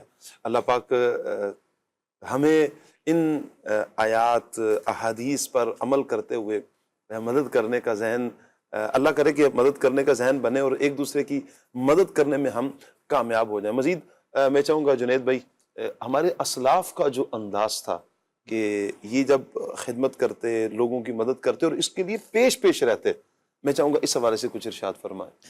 ماشاء اللہ، ہمارے بزرگان دین رحمہم اللہ مبین کے بے شمار ایسے واقعات ہیں جی کہ لوگوں کی مدد کرنے میں پیش رہا کرتے تھے اور خوش دلی کے ساتھ وہ خدمت کیا کرتے تھے، ان کی مدد کیا کرتے تھے۔ اللہ پاک ہمیں بھی اخلاص عطا فرمائے، دوسروں کی مدد کرنے والا ہمیں بنائیں، دوسروں کی بھی مدد کریں اور اپنی فیملی کی بھی مدد کریں۔ بعض اوقات ایسا ہوتا ہے کہ ہم دوسروں کی مدد کرنے میں اتنے ہو جاتے ہیں کہ اپنی فیملی کو بھول جاتے ہیں، اپنے خاندان والوں کو، اپنے رشتہ داروں کو، ان کو بھی پیش نظر رکھنا چاہیے۔ اگر ہم تاریخ پڑھیں مدنی چینل کے ناظرین اور بزرگان دین رحمہم اللہ مبین کے واقعات پڑھیں نا، بہت سارے ایسے واقعات ملتے ہیں کہ بزرگان دین رحمہم اللہ مبین نے بڑی مدد فرمائی، پیش رہا کرتے تھے۔ ہم بات کرتے ہیں صحابہ کرام علیہم الرضوان کے عمل مبارک کی، اور سب سے پہلے اسلام کے پہلے خلیفہ حضرت سیدنا ابو بکر صدیق رضی اللہ تعالیٰ عنہ کا کیا کمال انداز تھا، کیا پیارا انداز تھا کہ آپ نے صحابہ کرام علیہم الرضوان کی مدد فرمائی، کئی غلاموں کو آپ نے آزاد فرمایا، اور بلکہ صدیق اکبر رضی اللہ تعالیٰ عنہ کے بارے میں آتا ہے کہ آپ نے ہر اس معاملے میں اپنا مال خرچ کیا جہاں حضور جان عالم صلی اللہ علیہ وآلہ وسلم کی چاہت تھی۔ سبحان جی اللہ۔ آپ نے راہ خدا عز و جل میں 40,000 درہم یا پھر 40,000 دینار خرچ کیے تھے، مسلمانوں کی مدد فرمائی نا، اللہ کی راہ میں خرچ کیے۔ جی اور آپ کی سخاوت کے بارے میں قرآن مجید فرقان حمید میں آیت مبارکہ بھی حاصل ہوئی۔ قرآن مجید فرقان حمید میں اللہ پاک نے فرمایا کہ الذی یؤتی مالہ یتزکیٰ، یہ حضرت ابوبکر صدیق رضی اللہ تعالیٰ عنہ کی سخاوت کے بارے میں نازل ہوئی۔ اور مفسرین کرام رحمہم اللہ السلام فرماتے ہیں کہ یہ آیت مبارکہ حضرت ابوبکر صدیق رضی اللہ تعالیٰ عنہ کے حق میں ہی نازل ہوئی۔ سبحان اللہ۔ اور بلکہ حضرت ابوبکر صدیق رضی اللہ تعالیٰ عنہ نے غلاموں کی، جیسے میں نے عرض کیا نا شروع میں کہ آپ نے غلاموں کی بھی مدد فرمائی، غلاموں کو خرید کر آزاد کیا، تو حضرت ابوبکر صدیق رضی اللہ تعالیٰ عنہ نے خالصتاً اللہ پاک کی رضا کی خاطر، رضا الہی عز و جل کے حصول کی خاطر ایسے 7 غلام خرید کر آزاد کیے کہ جنہیں راہ خدا عز و جل میں بڑی تکلیف دی جاتی تھی۔ تو یہ ابوبکر صدیق رضی اللہ تعالیٰ عنہ کا انداز مبارک تھا۔ اسی طرح اگر ہم بات کریں اسلام کے دوسرے خلیفہ عمر فاروق اعظم رضی اللہ تعالیٰ عنہ، سبحان اللہ، عمر فاروق اعظم رضی اللہ تعالیٰ عنہ کو جس طرح عدل و انصاف بڑا مشہور ہے، آپ کی سیرت کے بہت سارے واقعات اس طرح کے ملتے ہیں، وہیں آپ کا خاص ایک وصف یہ بھی تھا کہ آپ اپنی رعایا کی خبر گیری فرماتے تھے۔ اگر کوئی حاجت مند ہوتا، کوئی پریشان ہوتا، کوئی ضرورت مند ہوتا، کسی کو مدد کی حاجت ہوتی تو عمر فاروق اعظم رضی اللہ تعالیٰ عنہ اس کی خبر گیری بھی فرماتی، اس کی مدد فرماتی، اس کی حاجت پوری فرمایا۔ عمر فاروق اعظم رضی اللہ تعالیٰ عنہ کے بارے میں آتا ہے کہ رات کے وقت آپ اپنی رعایا کی خبر گیری فرما رہے تھے، نگہبانی فرما رہے تھے، آپ نے دیکھا کہ ایک عورت ہے جو ایک مشکیزہ اپنے کندھوں پر اٹھائے وہ جا رہی تھی۔ اچھا، عمر فاروق اعظم رضی اللہ تعالیٰ عنہ نے اس سے پوچھا تو وہ کہنے لگی کہ گھر میں بچے ہیں اور کوئی خادم وغیرہ بھی ایسا نہیں ہے، اور دن میں باہر نکلنا اچھا نہیں لگتا، اس لیے میں رات کو نکلتی ہوں تاکہ پانی وغیرہ بھر کر گھر والوں کو پانی پلاؤں اور ان کی ضروریات پوری ہو سکیں۔ تو عمر فاروق اعظم رضی اللہ تعالیٰ عنہ مسلمانوں کے دوسرے خلیفہ ہیں، امیر المؤمنین ہیں، اور زمانے نے دیکھا کہ عمر فاروق اعظم رضی اللہ تعالیٰ عنہ نے اس عورت سے مشکیزہ لیا اور اپنے کندھوں پر اٹھا لیا اور اس کی مدد فرمائی، اس کے گھر تک وہ مشکیزہ پہنچا دیا۔ یہ عمر فاروق اعظم رضی اللہ تعالیٰ عنہ کا انداز مبارک تھا۔ اچھا، پھر عمر فاروق اعظم رضی اللہ تعالیٰ عنہ نے اس خاتون سے فرمایا کہ صبح عمر کے پاس چلی جانا۔ اچھا، اپنا ظاہر نہیں فرمایا تھا کہ میں ہی عمر ہوں، تو آپ نے فرمایا اس خاتون سے کہ صبح عمر کے پاس چلی جانا، وہ تمہیں ایک خادم بھی دے دیں گے۔ تو وہ عورت کہنے لگی کہ حضرت عمر تک میری رسائی نہیں ہے۔ اللہ اکبر۔ تو آپ رضی اللہ تعالیٰ عنہ نے فرمایا اور اس کو تسلی دی کہ تم چلی جانا، انشاءاللہ الکریم تمہاری وہ مدد بھی فرمائیں گے اور تمہاری رسائی بھی ہو جائے گی۔ اچھا، جب صبح ہوئی تو وہ خاتون عمر فاروق اعظم رضی اللہ تعالیٰ عنہ کے پاس پہنچی تو عمر فاروق اعظم رضی اللہ تعالیٰ عنہ نے اسے پہچان لیا۔ اچھا، اس عورت نے بھی عمر فاروق اعظم رضی اللہ تعالیٰ عنہ کو پہچان لیا کہ رات اس عورت کا مشکیزہ اٹھانے والے کوئی اور نہیں تھے بلکہ یہ تو اسلام کے دوسرے خلیفہ امیر المؤمنین عمر فاروق اعظم رضی اللہ کیا تعالیٰ بات ہے، کیا بات ہے۔ تو یہ دیکھ کر اب وہ خاتون مڑی اور واپس جانے لگی۔ پھر عمر فاروق اعظم رضی اللہ تعالیٰ عنہ نے اس کے پیچھے کسی کو بھیجا اور اس عورت کو پھر کچھ نان نفقہ، کچھ گھر کا خرچہ اور ضروریات پوری کرنے کے لیے چیزیں دیں، اور پھر ایک خادم دینے کا بھی آپ نے حکم فرمایا۔ واہ، تو یہ انداز مبارک تھا عمر فاروق اعظم رضی اللہ تعالیٰ عنہ کا کہ کیسے آپ نے اس کی خاتون کی مدد فرمائی۔ یہ تو صرف ایک واقعہ میں نے آپ کے سامنے عرض کیا ہے، اسی طرح بہت سارے ایسے واقعات ہیں کہ جو لوگوں کی مدد فرمایا کرتے تھے۔ بے شمار اس طرح حضرت عمر رضی اللہ تعالیٰ عنہ کے واقعات، صدیق اکبر کا جیسے آپ نے بیان کیا، حضرت عثمان غنی رضی اللہ تعالیٰ عنہ کے مولا کائنات علی المرتضیٰ شیر خدا کرم اللہ تعالیٰ وجہ الکریم، یعنی یہ وہ خلفاء جو مسلمانوں کے خلیفہ، پہلے خلیفہ، دوسرے، تیسرے، چوتھے خلیفہ، ان کی زندگی کو، اہل بیت اطہار کی زندگی کو پڑھیں، بے شمار آپ کو واقعات ملیں گے کہ کس پیارے انداز میں ہمارے اسلاف دوسروں کی مدد کے لیے پیش رہا کرتے تھے۔ اعلیٰ آج حضرت ہم رحمۃ اللہ تعالیٰ علیہ کمال کا انداز مبارک تھا، سبحان اللہ، کیسے طلباء کو خوش فرمایا کرتے، واہ ان کی پسند کے کھانے بنواتے تھے۔ واہ واہ واہ، اچھا، مدرسے میں مختلف ممالک کے طلباء تھے، جی کہ کوئی جیسے بنگلہ طلباء تھے تو ان کی پسند کے کھانے بنوا کر کھلایا کرتے تھے۔ عید کا کوئی موقع آتا تو ان کے کپڑے بناتے، اچھے کھانے ان کے لیے بنوایا کرتے تھے، طلباء کو خوش کرتے تھے، ان کی مدد فرمایا کرتے تھے۔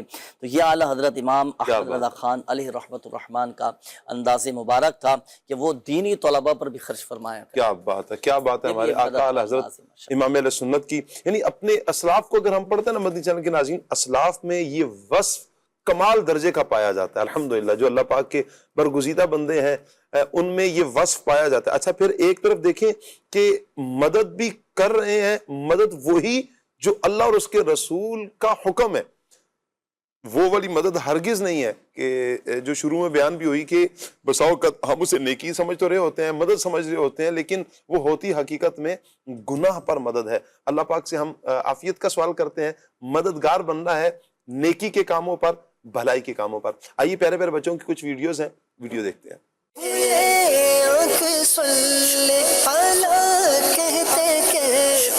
میرا نام دعا فاطمہ ہے، میں فیصل آباد سے بات کر رہی ہوں۔ ہمارے نبی کی پیدائش 12 ربیع الاول کو ہوئی۔ ہمارے پیارے نبی حضرت محمد صلی اللہ علیہ وسلم 12 ربیع الاول کو پیدا ہوئے۔ آپ صلی اللہ علیہ وسلم کی ولادت بشہادت 12 ربیع الاول شریف کو ہوئی۔ آپ صلی اللہ علیہ وآلہ وسلم 12 ربیع الاول کو پیدا ہوئے۔ میرا نام زینب ہے، میں عبدالحکیم سے بات کر رہی ہوں۔ 12 ربیع الاول۔ میرا نام دریم شاہد ہے، 12 ربیع الاول کو 12 ربیع الاول کو پیدا ہوئے۔ ہمارے پیارے نبی صلی اللہ علیہ وسلم کی ولادت بشہادت 12 ربیع الاول کو ہوئی۔ ہمارے پیارے صلی اللہ علیہ وسلم 12 ربیع الاول کو پیدا ہوئے۔ اللہ کے آخری نبی صلی اللہ علیہ وسلم کی ولادت 12 ربیع الاول شریف کو ہوئی۔ آخری نبی صلی اللہ علیہ وسلم کی ولادت مبارک 12 ربیع الاول کو ہوئی۔ ہمارے پیارے نبی صلی اللہ علیہ وسلم کی ولادت شریف 12 ربیع الاول شریف کو ہوئی۔ میں رحیم خان سے عرض کر رہا ہوں، ہمارے پیارے نبی صلی اللہ علیہ وسلم کی ولادت مبارک 12 ربیع الاول کو ہوئی۔ کیا بات ہے پیارے پیارے بچوں کی، اللہ پاک رحمت کی نظر فرمائے۔ ایک بچے کی ویڈیو تھی جسے سر پہ کچھ چوٹ لگی ہوئی ہے، شاید اللہ پاک رحمت کی نظر فرمائے، عافیت فرمائے، صحت و سلامتی عطا فرمائے، اللہ پاک سب بچوں کی خیر فرمائے، عافیتیں اللہ پاک مقدر فرمائے۔ جنید بھائی، اگر یوں بچوں کو چوٹ وغیرہ لگتی ہو تو میں چاہوں گا کہ ان کی حفاظت کا کوئی وظیفہ بھی بیان کر دے تاکہ وہ گریں کم، ان کو چوٹیں کم لگے۔ بچے تو ہیں، یہ بھاگ دوڑ تو کریں گے، ہاتھوں ہاتھ کوئی وظیفہ بھی ہو جائے اس بچے کے لیے، خصوصیت کے ساتھ ہو جائے، بالعموم سبھی کو فائدہ ہو جائے گا۔ تو بچہ گرے گا نہیں جی، وظیفہ حفاظت رہے گی ماشاء جی، اللہ۔ حفاظت کرنی ہے۔ یہ تو نیچرل ہمارے نا، گرے گا تو مضبوط ہوگا، ہڈیاں مضبوط ہوتی ہیں۔ جی۔ اچھا دیکھیں، بچوں کی حفاظت کے لیے، بچوں اور بڑوں کی حفاظت کے لیے عمل یہ ہے کہ 11 مرتبہ یا حفیظ یا سلام، جی، یہ پڑھ کر اگر بچوں پر دم کر دیا جائے، بڑوں پر دم کر دیا جائے تو الحمدللہ عز و جل بچوں کی حفاظت رہتی ہے۔ اللہ، یہ وظائف پڑھ کر دم کرنا یہ بھی مدد کا ایک حصہ ہے، کیا کے ساتھ خیر خواہی ہے، زبردست۔ بات چلی مدد کی۔ اچھا مفتی صاحب، میں ایک عرض کرنا چاہوں گا، ہمارے معاشرے میں یہ اس طرح کی باتیں رائج ہیں۔ ہم نے تو خیر مدد کے فضائل بھی سنے، واقعات سنے، بزرگوں کی سیرت بھی سنی۔ اچھا، کچھ لوگوں سے میں نے بھی یہ سنا ہے، بھئی اگر کسی کے ساتھ بھلائی کرو گے، کسی کی مدد کرو گے تو یہ گلے میں آ جائے گی، اور یہ دیکھا بھی جاتا ہے بعض اوقات، کسی کے ساتھ بھلائی کی اور گلے میں نہیں آئے تو سمجھ لو تم نے بھلائی نہیں کی۔ اس طرح کے جملے کہے جاتے ہیں بعض اوقات۔ اب مثال کے طور پر جیسے حالات معاملات سب کے سامنے ہیں، ہم مثال کے طور پر جا رہے ہیں بائک پر، اب کسی کو لفٹ دی، بھلائی کی اس کے ساتھ، اس کی مدد کی، جی اب اسی نے کام دکھا دیا، آپ کو لوٹ لیا بھائی. جی اچھا اسی طرح بعض اوقات یہ بھی ہوتا ہے کہ کوئی حادثہ ہو جاتا ہے، اللہ نہ کرے کسی کا ایکسیڈنٹ ہو گیا. اچھا اب اگر اس کی مدد کے لیے رکتے ہیں، بعض اوقات وہ آزمائش میں آ جاتا ہے، اٹھانے والا، مدد کرنے والا، ہاسپٹل لے جانا، اسی سے سوالات، پھر پوچھ گچھ کا پورا ایک سلسلہ ہوتا ہے، وہ بعض اوقات سوچ میں پڑ جاتا ہے کیا کریں. اسی طرح بہت سے اور بھی مثالیں موجود ہیں. اب ایسے میرے ساتھ ایک دفعہ ایسا ہوا آپ کی اچھا. بات سے کہ دور طالب علمی تھا، تو میں نے بائک پر نا ایک بزرگ تھے، انہوں نے مجھے اشارہ کیا کہ بھائی مجھے بٹھا لو، مجھے فلاں جگہ چھوڑنا ہے. اچھا میں کہیں جا رہا تھا، اب میں لے گیا ان کو جگہ پر پہنچا دی، وہ اترے ہی نہیں. مجھے ادھر نہیں جانا. میں نے کہا کہاں جانا ہے آپ نے؟ بس مجھے فلاں جگہ لے کر جاؤ. میں دوسری جگہ لے جا ادھر بھی نہیں اتر رہے، تیسری جگہ لے کر گیا ادھر بھی نہیں اتر. اور میں نے کہا بابا جی اللہ کا واسطے اتر جاؤ، مجھے کہیں اور کام جانا ہے. آدھا پونا گھنٹہ سے میں ان کو لے کے گھومتا رہا، کبھی ادھر جا رہا ہوں کبھی ادھر جا رہا ہوں، اترنے کا نام ہی نہیں لے رہے. وہ ایسی مدد گلے پڑے. اللہ پاک آپ یہ فرمائے، بڑا پیارا ایک پوائنٹ تھا کہ بسا اوقات مدد کرتے ہیں تو ایسی ہوتی ہے صورت کے گلے میں پڑ جاتی ہے مدد. اچھا اسی طرح یہ بھی ہوتا ہے، مثال کے طور پر کسی کو جاب پہ لگوانا ہے، چلو بھائی مدد کی، خیر خواہ کی، اس کو کسی کام پہ لگوا دیا، روزگار اس کا لگوا دیا، کہیں پر کام کاج پر لگوا دیا. اب وہاں پر جا کر وہ ہمارے لیے آزمائش کا سبب بن جاتا ہے، کہیں پر بات خراب ہو جاتی ہے، اس طرح کی چیزیں ہو جاتی ہیں. کیا کریں؟ مدد کریں نہ کریں؟ دیکھیں مدد کرنے کے اندر بنیادی طور پر تو وہی کہ آپ کا اپنا جو نیت اور مقصد ہے وہ ہے اللہ کی رضا اور اس کا حصول. اب بسا اوقات آپ کوئی بھی نیک کام کرتے ہیں تو اگر اس کا سامنے والے کی طرف سے ریئیکشن جو ہے وہ غلط بھی آئے تو یہ اس کا عمل ہے، آپ کو تو اپنی نیکی کا ثواب جو ہے وہ مل جائے گا. ٹھیک ہے نا. ہم جو ہے وہ صدقہ و خیرات بھی کرتے ہیں اور بھی دیگر معاملات جو ہے وہ کرتے ہیں. اب وہی بات ہے کہ آپ نے کسی کو جو ہے نا ابھی محرم میں ٹھنڈا شربت جو ہے وہ پلا دیا جی اور وہ بولے کہ یار آپ کے شربت کی وجہ سے مجھے کھانسی جو ہے وہ ہو گئی. جی ٹھیک، تو آپ کا اپنا پلانا جو ہے وہ ٹھیک تھا. اب اس کو پینا چاہیے تھا یا نہیں پینا چاہیے تھا اپنی طبیعت کے حوالے سے، یہ اس کا جو ہے وہ معاملہ ہے.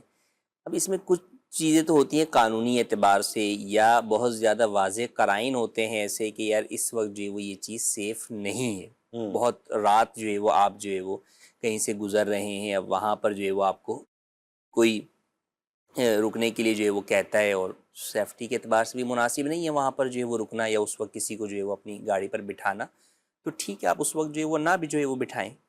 تو بات ہوئی کہ مدد کرنے کا آپشنز ہے نا، فرض و واجب ہر صورت میں نہیں ہوتی.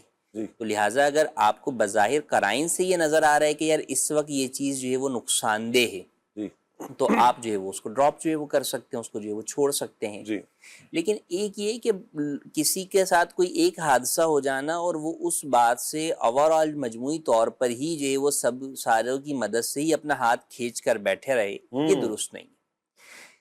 مختلف واقعات کے وجہ سے ہمارے ملک میں بھی اتنا تو نہیں ہے، لیکن بیرون ملک میں بہت زیادہ یہ ہے کہ اگر خدا نخواستہ ایکسیڈنٹ ہو جائے تو آپ جو ہے وہ نہیں اس کو ہاتھ لگا سکتے، باڈی کو بھی، چاہے وہ زخمی تڑپ رہا ہو یا کچھ بھی ہو رہا ہو. ان کے اپنے رولز ہیں کہ اس کے مطابق جب تک پولیس نہیں آئے گی، دیگر اور جو ہے وہ قانونی ادارے نہیں آئیں گے، اس وقت تک آپ نہیں لگا سکتے. تو وہاں پر آپ بھی جو ہے وہ نہیں جو ہے مداخلت جو ہے وہ کریں گے.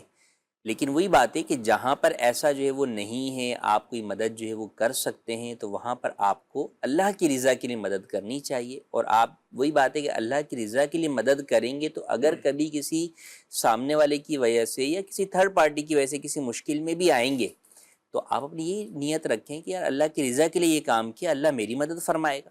تو انشاءاللہ بسا اوقات ظاہری طور پہ کچھ مشکلات آ جاتی ہیں، لیکن وہی بات ہے کہ آپ نے اگر اچھے نیت سے وہ کام کیا ہے تو اللہ پاک کی مدد پہنچتی ہے اور آپ جو ہے وہ اس سے پریشانی یا مشکل سے نکل بھی آتے ہیں. تو ایسا وہ نہیں ہے. تو اوورآل مجموعی طور پہ ایک آدھ حادثے کی وجہ سے آپ بولیں کہ یار میں نے اب کسی کی مدد ہی نہیں کرنی، تو یہ جو ہے وہ مناسب رویہ بھی نہیں ہے اور اسلامی تعلیمات کے بھی جو ہے وہ خلاف ہے. حتی الامکان مدد کرنی چاہیے. اب دیکھیں یوں تو آپ بہت جلدی میں جا رہے ہیں تو بس اوقات تو بھی آپ کو اگر کوئی لفٹ کے لیے مانگتا ہے تو آپ اس کو نہیں بٹھاتے کہ یار میں بھی بہت جلدی میں جا رہا ہوں. اختیار تو ہے نا مفتی صاحب. ہاں اختیار تو آپ کے پاس موجود ہے. وہی ہے کہ آپ کا یہ کانسیپٹ بنا لینا کہ نہیں یار کسی کی مدد نہیں کرنی، یہ غلط ہے. مدد جتنی جس قدر ہو سکے. دیکھیں نا ایک شخص ہے کہ وہ جو ہے وہ سامنے والے کو پیسے دے کے مدد نہیں کر سکتا، اس کے پاس اتنے اپنے وسائل نہیں ہیں کہ وہ سامنے والے کی پیسوں سے مدد کرے، لیکن وہ کم سے کم یہ تو کر سکتا ہے کہ کسی کا ہاتھ پکڑ کے اسے روڈ کراس جو ہے وہ کروا دے، یہ تو کر سکتا ہے کہ کسی کو راستہ جو ہے وہ بتا دے۔ تو مدد کی بہت ساری صورتیں جو ہے وہ موجود ہیں، تو ضروری نہیں کہ آپ بولیں کہ جناب یہی والی مدد جو ہے وہ کرنی ہے۔ بھئی آپ سے ایک مدد نہیں ہو پا رہی، آپ وہ نہ کریں، آپ دوسری مدد جو ہے وہ کر دیں، آپ کسی اور کے ساتھ کوئی اور مدد جو ہے وہ کر دیں۔ تو یوں جو ہے وہ مدد کے مختلف طریقے جو ہے وہ موجود ہیں جو ہمیں اپنانے چاہیے۔ میں یہاں پر چاہوں گا عاطف بھائی، جو بھلائی کے کاموں پر مدد، چونکہ بات ہی چل رہی ہے کچھ صورتوں کی کہ یہ انداز اپنایا جا سکتا ہے، تو کچھ صورتیں بیان فرما دیں مدد کے حوالے سے۔ بہت ساری صورتیں ایسی جو ہے وہ بھلائی کے کاموں پر مدد، جیسے کسی کو نیکی کی دعوت دے دینا ہے، جی ٹھیک ہے، اور وہ نیک اجتماعات میں لے کر آنے کے لیے اس کا معاون و مددگار بن جانا۔ مساجد ہیں تو مساجد میں روشنی کا انتظام کر دینا، اسی طرح گرمی ہے تو ٹھنڈک کا اہتمام کر دینا، اسی طرح کوئی غریب ہے تو اس کی مدد کر دینا، اسی طرح دین کی صحیح بات کسی تک پہنچانا، یہ بھی جو ہے وہ ایک سمجھیے کہ مدد کی صورت ہے۔ اور آج کے زمانے میں تو یہ سمجھیے کہ اس کی اہمیت زیادہ ہے کہ صحیح بات جو ہے وہ لوگوں تک پہنچائی جائے، کیونکہ مختلف طریقے سے عجیب و غریب طرح کے لوگ اور طرح طرح کی باتیں سب کرنے والے آج کل بہت ہے، تو صحیح بات دین کی پہنچا دینا، نیکی کی دعوت دیتے ہیں جو ان کی حوصلہ افزائی کرنا، یہ بھی گویا کہ ایک طرح سے دینی معاملے میں ان پر مدد ہے۔ اور اسی طرح اسی کے ساتھ ساتھ جو ہے وہ اچھے اخلاق اور اپنے عمل کے ذریعے لوگوں کو نیکی کی طرف راغب کرنا، یہ بھی ایک مدد کی صورت ہے کہ اپنا عمل ایسا ہو، نیکی کی دعوت دے، اپنے اخلاق ایسے اور کردار ایسا بنائے کہ لوگ دیکھ کر جو ہے وہ دین کی طرف راغب ہوں۔ اسی طرح نیکی کی دعوت کے لیے وقت، صلاحیت اور وسائل کے ذریعے جو ہے وہ لوگوں کی مدد کرنا، جیسے نبی پاک صلی اللہ علیہ وسلم کی حدیث طیبہ کے اندر بھی ہے کہ کوئی برائی دیکھو تو اسے ہاتھ سے روکو، ہاتھ سے نہیں روک سکتے تو زبان سے روکو، زبان سے نہیں روک سکتے تو پھر اسے دل میں برا جانو۔ اسی طرح دین کی جو تعلیم حاصل کر رہے ہیں ان کی یوں مدد کی جائے کہ ان کو اگر کتابوں کی ضرورت ہے تو انہیں کتابیں لے کر دے دی جائیں، یا کسی کے اخراجات دینا چاہتے تو آپ وہ دے دیں۔ اسی طرح بچے اور نوجوان جو ہیں ان کی تربیت کا اہتمام آپ کریں، جو آپ اپنا کردار ایسا ہو، یا بچے ہیں تو ان کے ساتھ جو شفقت کے ساتھ پیش آئیں، تو بڑوں کے ساتھ بھلائی کے ساتھ پیش آئیں۔ اسی طرح جو ہے وہ لوگوں کو نماز، قرآن کریم اور دیگر اچھے اخلاق کی ترغیب دلانا، برائی سے محبت، برائی سے نفرت اور نرمی کے ساتھ جو ہے وہ برائی سے محبت اور نرمی کے ساتھ لوگوں کو روکنا۔ یعنی کوئی برائی کر رہا ہے تو اس کو بعض اوقات کیا ہوتا ہے کہ تم تو نماز نہیں پڑھو گے تو جہنم میں جاؤ گے، اور وہ ڈائریکٹ اس کو جہنم کا جو ہے محبت اور پیار کے ساتھ، شفقت کے ساتھ آپ اس کو بچانے کی کوشش کریں گے تاکہ وہ گناہ سے، برائی سے بچ جائے۔ جی اسی طرح اسی کے ساتھ ساتھ جو ہے وہ آپ یوں مدد کر سکتے ہیں کسی کی کہ کوئی بیچارہ جو ہے وہ کسی نیکی کا کام کرنا چاہ رہا ہے لیکن اس کے پاس وسائل نہیں ہے یا کچھ ایسا معاملہ نہیں ہے کہ وہ اس کام کو کر سکے، تو آپ اس کے یوں معاون و مددگار بن جائیں۔ ویلفیئر کا ادارہ ہے، کوئی جو ہے وہ لوگوں کی اصلاح کرنے کا کوئی ایسی جو ہے وہ تحریک تنظیم ہے، جیسے دعوت اسلامی کے بہت سارے معاملات ہیں اور ڈپارٹمنٹس ہیں، تو آپ یہ نیکی کی دعوت کی ایک بہت بڑا سمجھیے کہ صدقہ جاریہ ہے، تب یوں اس کے آپ معاون و مددگار بن جائیں۔ تو وہ بھی ایسی اور بھی بہت ساری صورتیں ہیں جو انسان کر سکتا ہے اور بھلائی کے کاموں میں اپنے مسلمان بھائیوں کی مدد کر سکتا ہے۔ چلیے جی، کچھ کالز ہیں، آئیے کال لیتے ہیں۔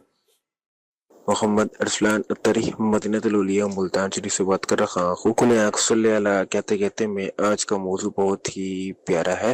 عظیم بھائی آپ سے عرض ہے کہ یہ والا کلام سنا دیں، کعبہ دکھا دے مولا۔ زبردست، مزید کال۔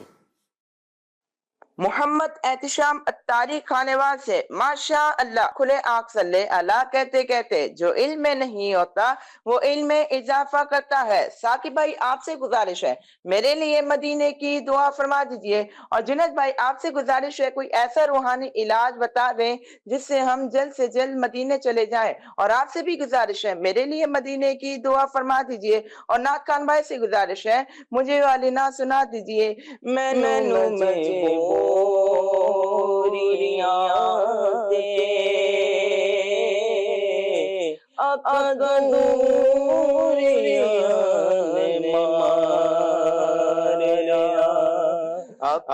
دلوں مدینے آقا، دلوں مدینے آقا، کرو میرے ربانیاں مجبوریاں دوریاں जज़ाकल्लाहु खैरा। मजीद कॉल।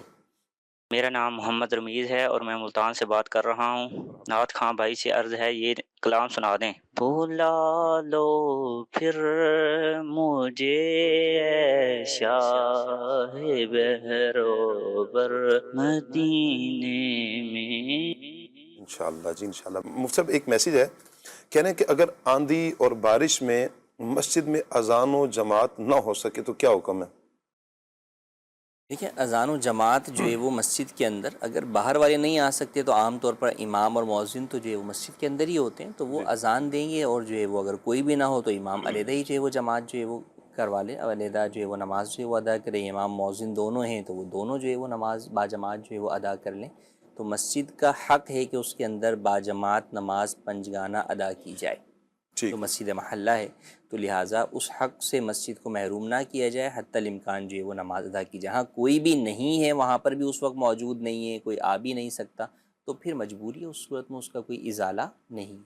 ठीक हो गया। मैसेज है मोहम्मद फरहान अली हैं, कामरा कैंट से बात कर रहे हैं। प्रोग्राम कह रहे हैं बहुत अच्छा है, मौजू बहुत प्यारा है, गुजारिश है दुआ कर दें और कलाम सुनना क्या बताऊँ कि क्या मदीना है। सरगोदा से मैसेज है, कह रहे हैं जी कलाम सुना दें, एक में ही नहीं उन पर। अच्छा जी, मुफ्ती साहब से मेरा सवाल है कि जैसे हम फ़र्श की धुलाई करते हैं, फ़र्श पर पोछा लगाते हैं, तो फ़र्श पर जो छोटे छोटे कीड़े मकोड़े होते हैं तो बाज़ औक़ात मर जाते हैं। सवाल ये है कि उनके मर जाने से हमें गुनाह तो नहीं मिलेगा? नहीं, इससे कोई गुनाह जो है वो नहीं मिलेगा। आप जो है वो अगर फ़र्श धोते हैं और उसके ऊपर किसी जगह पर कोई भी इस तरह का जानवर है जो पानी में बह जाता है तो उसमें आप पर कोई गुनाह नहीं है। ठीक हो गया। मुदस्सिर साहब ने मैसेज किया है, वाह क्या जूद व करम है शाह बतहा, तेरा कलाम सुनना जी। इन्होंने सात भाई हैं सरगोदा से मैसेज कर रहे हैं कि या हुसैन इब्न अली ये कलाम सुना दें। मुबल्लिगीन को 1 लाख मरतबा दुरूद पाक का तोहफ़ा पेश किया जा रहा है जी। काबा दिखा दे मौला, ये सुनना है। और अर्ज़ है कलाम सुना दें सहारा चाहिए। अच्छा जी, जुनैद भाई से अर्ज़ है कि वजीफ़ा बता दें, इंशाअल्लाह हम आपकी तरफ वज़ाइफ में आता हूँ तो फिर इंशाअल्लाह मैं वजीफ़े भी लेता हूँ इंशाअल्लाह। अच्छा जी, अकीक़े में बच्चे और बच्ची के कितने हिस्से होते हैं? जी, लड़के के जो है वो 2 बकरे और लड़की के लिए 1 बकरी, और अगर बड़े जानवर में हिस्सा डाल रहे हैं तो 2 हिस्से जो है वो बेटे की तरफ से, लड़के की तरफ से, और 1 हिस्सा लड़की की तरफ से। ये मुस्तहब है, लेकिन अगर कोई किसी की इस्तिताअत नहीं है, वो लड़के की तरफ से भी 1 ही करता है या बकरे की जगह बकरी ही भी करता है तो भी जायज़ है, अकीका हो जाए। ठीक हो गया। तनम फरसूदा जा पारा इस कलाम की भी फरमाइश आई है।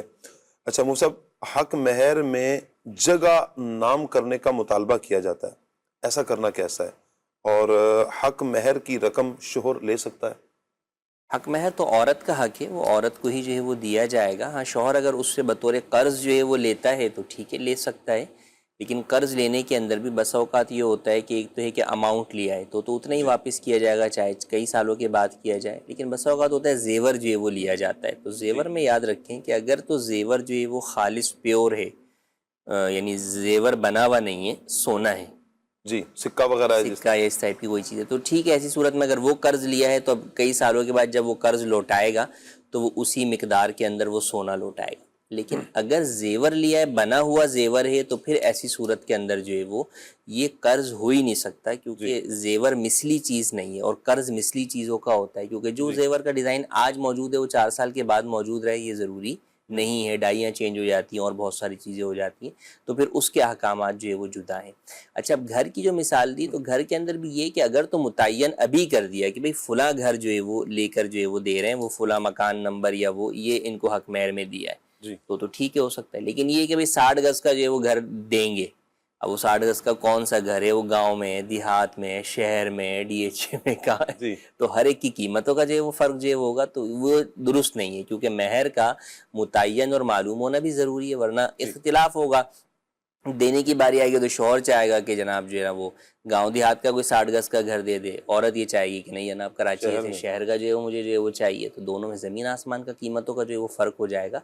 तो ये इस तरह दुरुस्त नहीं होगा। हाँ, मौजूद है घर कि भाई फ़ुला घर मकान नंबर फ़ुला वो जो है वो मैं इसको हक महर में दे रहा हूँ, तो फिर ठीक है, ठीक हो गया। अच्छा मुझसे बसा औक़ात حق مہر کی نا نکاح سے پہلے ہی ڈیمانڈ کی جا رہی ہوتی ہے کہ آپ نکاح سے پہلے ہی آپ لڑکی والوں کی طرف سے کہ آپ ہمیں دے دیں، تو یہ ڈیمانڈ حق مہر اولاً طے تو پہلے ہی کیا جاتا ہے. اب وہ جو دینے کا معاملہ ہے وہ در حقیقت تو ہے شب زفاف کے اندر. اگر مہر معجل ہے تو وہ شب زفاف میں جو ہے وہ عورت تقاضا کر سکتی ہے.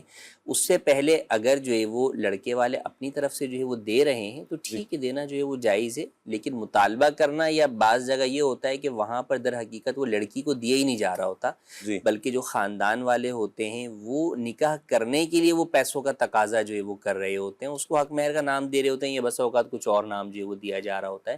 تو نکاح ہم اسی شرط پہ کریں گے کہ یہ پیسے ہمیں دو، لڑکی کو نہیں دو بلکہ ہمیں دو، تاکہ ہم اس سے اخراجات کریں یا اور دیگر معاملات کریں. تو یہ مطالبہ جائز نہیں. اچھا مصعب، حق مہر کے حوالے سے کہ نکاح ابھی ہوا نہیں ہے اس سے پہلے ہی بساؤ کا دے دیا جاتا ہے، اس صورت میں بھی حق مہر ادا ہو جائے گا؟ باہمی رضامندی سے اگر دے دیا گیا ہے تو نکاح وہ ادا ہو جائے گا.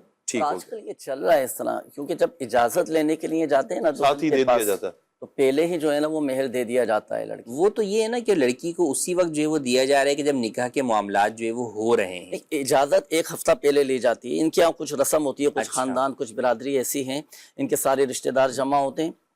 نکاح سے ایک ہفتہ پہلے کوئی چھٹی کا دن ہوتا ہے، اس میں سارے رشتہ دار وہاں پر جاتے ہیں، لڑکی والوں کے نکاح نامہ وغیرہ لے کر اجازت لی جاتی ہے. اجازت لینے کے بعد دستخط کروائے جاتے ہیں فارم پر، پھر وہیں پر جو ہے نا وہ مہر دے دیا جاتا ہے. بھئی یہ لڑکے والوں کی طرف سے آ گیا ہے مہر، یہ مہر بھی رکھ لو، دستخط بھی کر دیں.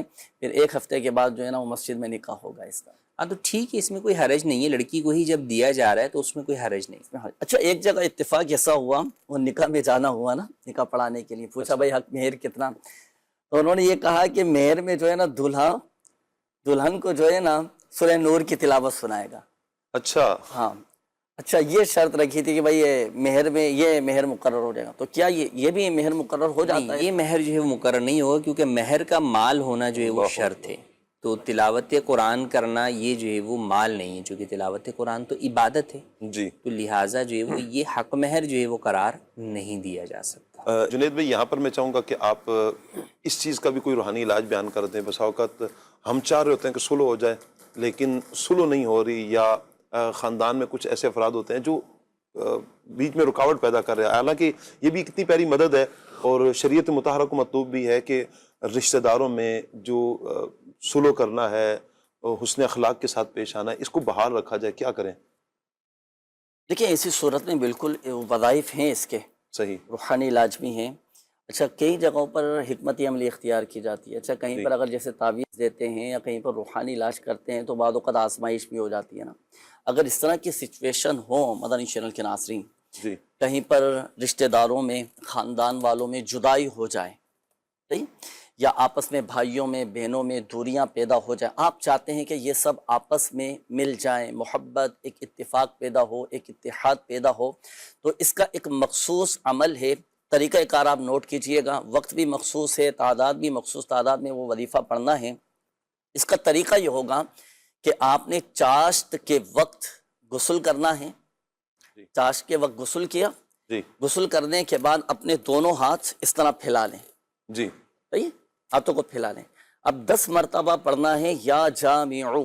جی، یا جامعو 10 مرتبہ یا جامعو پڑھیں. کس طرح پڑھیں گے؟ ایک مرتبہ یا جامعو پڑھا، ایک انگلی بند کر لی، پھر یا جامعو پڑھا، دوسری انگلی پڑھ لی، بند کر لی، پھر تیسری مرتبہ یا جامعو پڑھا، تیسری انگلی بند کر لی. اسی طرح یا جامعو پڑھتے رہیں اور ہر بار ایک ایک انگلی بند کرتے رہیں. 10 مرتبہ یا جامعو کی تعداد پوری ہوگی، 10 انگلیاں اس طرح آپ کی بند ہو جائیں گی. جب وظیفہ مکمل ہو جائے تو ہاتھوں کی انگلیاں بھی بند ہوں گی. تو اب اس کے بعد آپ نے اپنے دونوں ہاتھوں کو اس انداز سے چہرے پر پھیر لینا ہے اور خاندان والوں کی، رشتہ داروں کی آپس میں ملنے کی دعا کرنی ہے.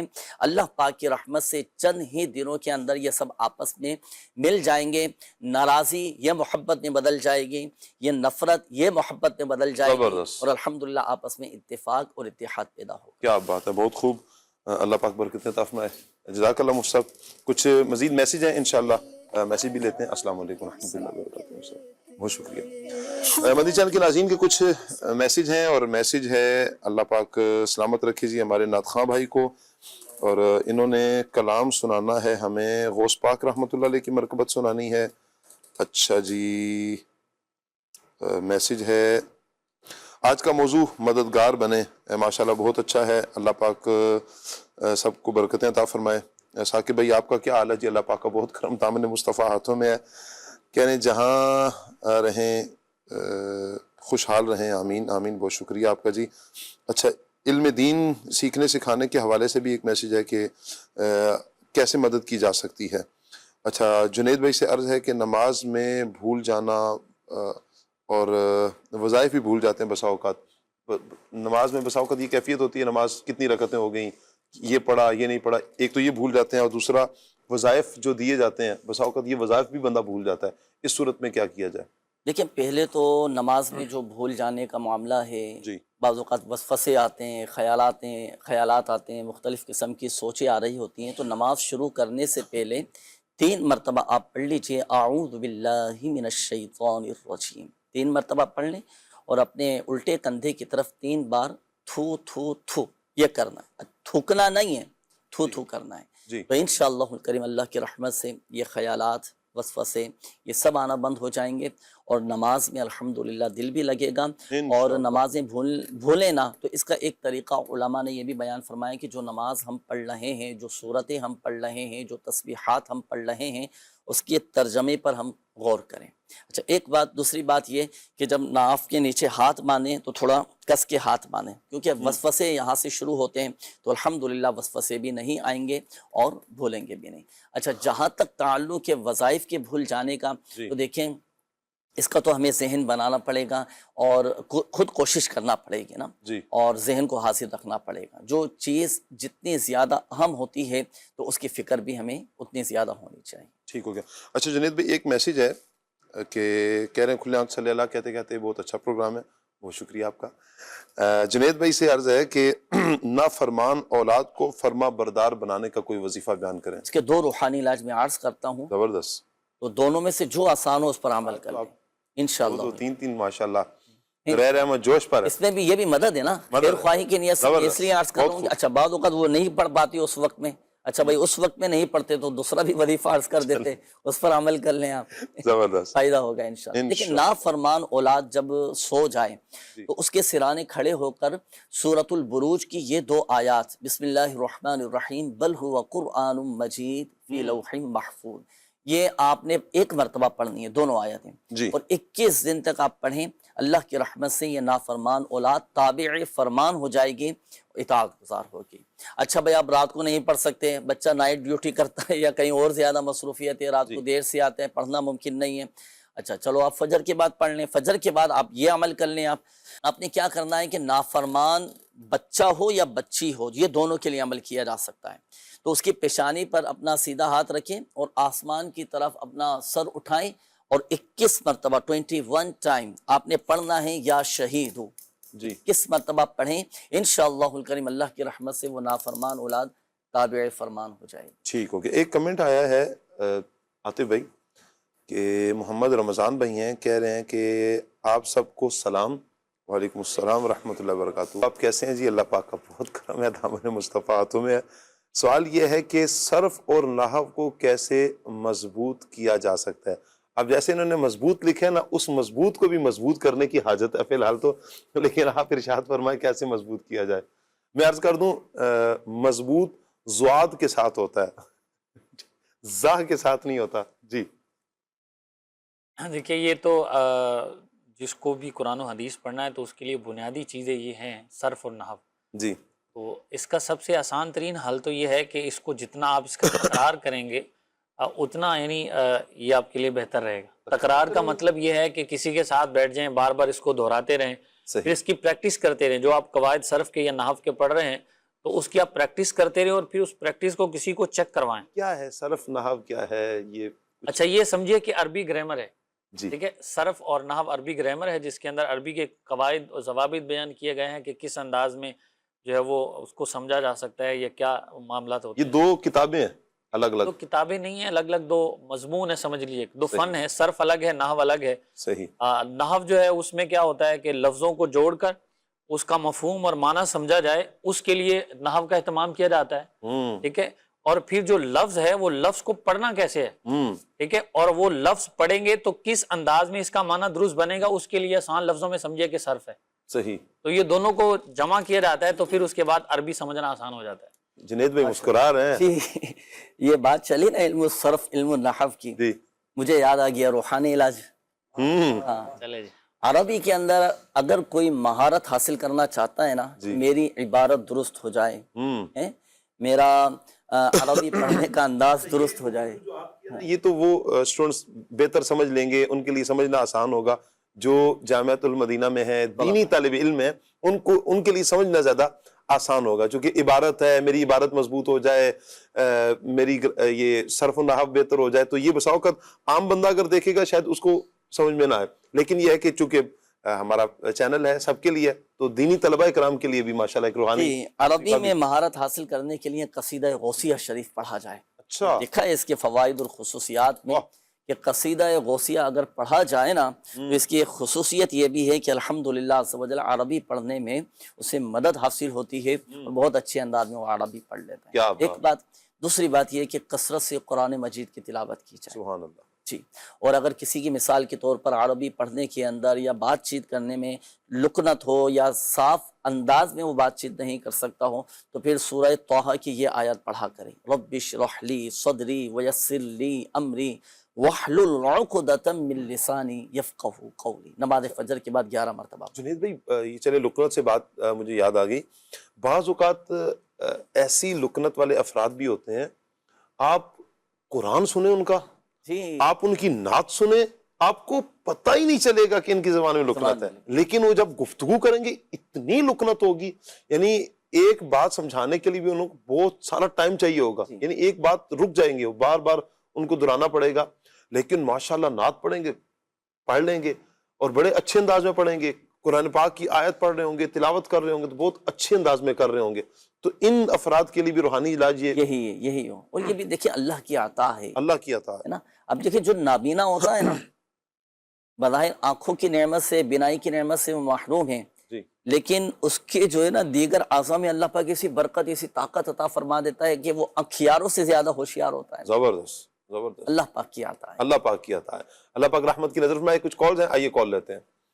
میرا نام محمد رمضان ہے، میں کوئٹہ سے بات کر رہا ہوں. تو میرے ساتھ یہ مسئلہ ہے، کام پہ بیٹھتا ہوں تو بالکل ہی درزی کا کام کرتا ہوں نا، ٹیلرنگ کا، تو سر میں بھی بہت درد رہتی ہے، نظر ایک جگہ پہ نہیں ٹکائی جاتی. جیسے کام پہ بیٹھتا ہوں تو دل نہیں کر رہا کام، ویسے بہت مسئلہ مسائل ہے بنے بولے سے، کچھ بتا دیں. دل لگ جائے کام پہ. وظیفہ عرض کروں یا تعویذ بنانا سکھا دوں؟ سکھا دیں، دونوں ہی دے دیں. آج دونوں عطا. دیکھیے اگر کام جائز ہونا چاہیے، کسی کا جائز کام میں دل نہ لگے نا تو پھر یہ وظیفہ پڑھیں، بسم اللہ الرحمن الرحیم بحولی وقوتی لا الہ الا اللہ المہیمن العزیز الجبار المتکبر. یہ صبح و شام یہ 100 مرتبہ پڑھنا ہے. اب ہو سکتے ہے ابھی یاد نہ ہو سکا ہو آپ تو آپ آ جائیں روحانی علاج کے اسٹال پر، یہ پورا پرنٹ شدہ آپ کو وظیفہ مل جائے گا، آپ یہ پڑھنے کا معمول بنائیے گا. ایک بات. اچھا دوسری بات یہ ہے کہ آپ ایک سادے سے کاغذ پر آپ لکھیں 101 مرتبہ یا اللہ، اس میں جلالت لفظ اللہ یا اللہ لکھنا ہے. اچھا اب اس میں ایک احتیاط یہ کرنی ہے کہ جب بھی اس میں جلالت لفظ اللہ لکھا جائے نا تو اب اس پر تشدید اور کھڑا زبر یہ لازمی لگائیں. ٹھیک ہے. اور اس کا جو دائرہ ہے ہاں اس کا بھی دائرہ کھلا ہوا ہونا چاہیے. اس احتیاط کے ساتھ لکھیں اور لکھ کر اب اس کا تعویذ بنا کر گلے میں پہننے، بازو میں باندھنے تو الحمدللہ کام کاج میں دل لگے گا انشاءاللہ. انشاءاللہ. بچوں کی ویڈیو ریڈی ہے ہمارے پاس، آئیے ویڈیو دیکھتے ہیں.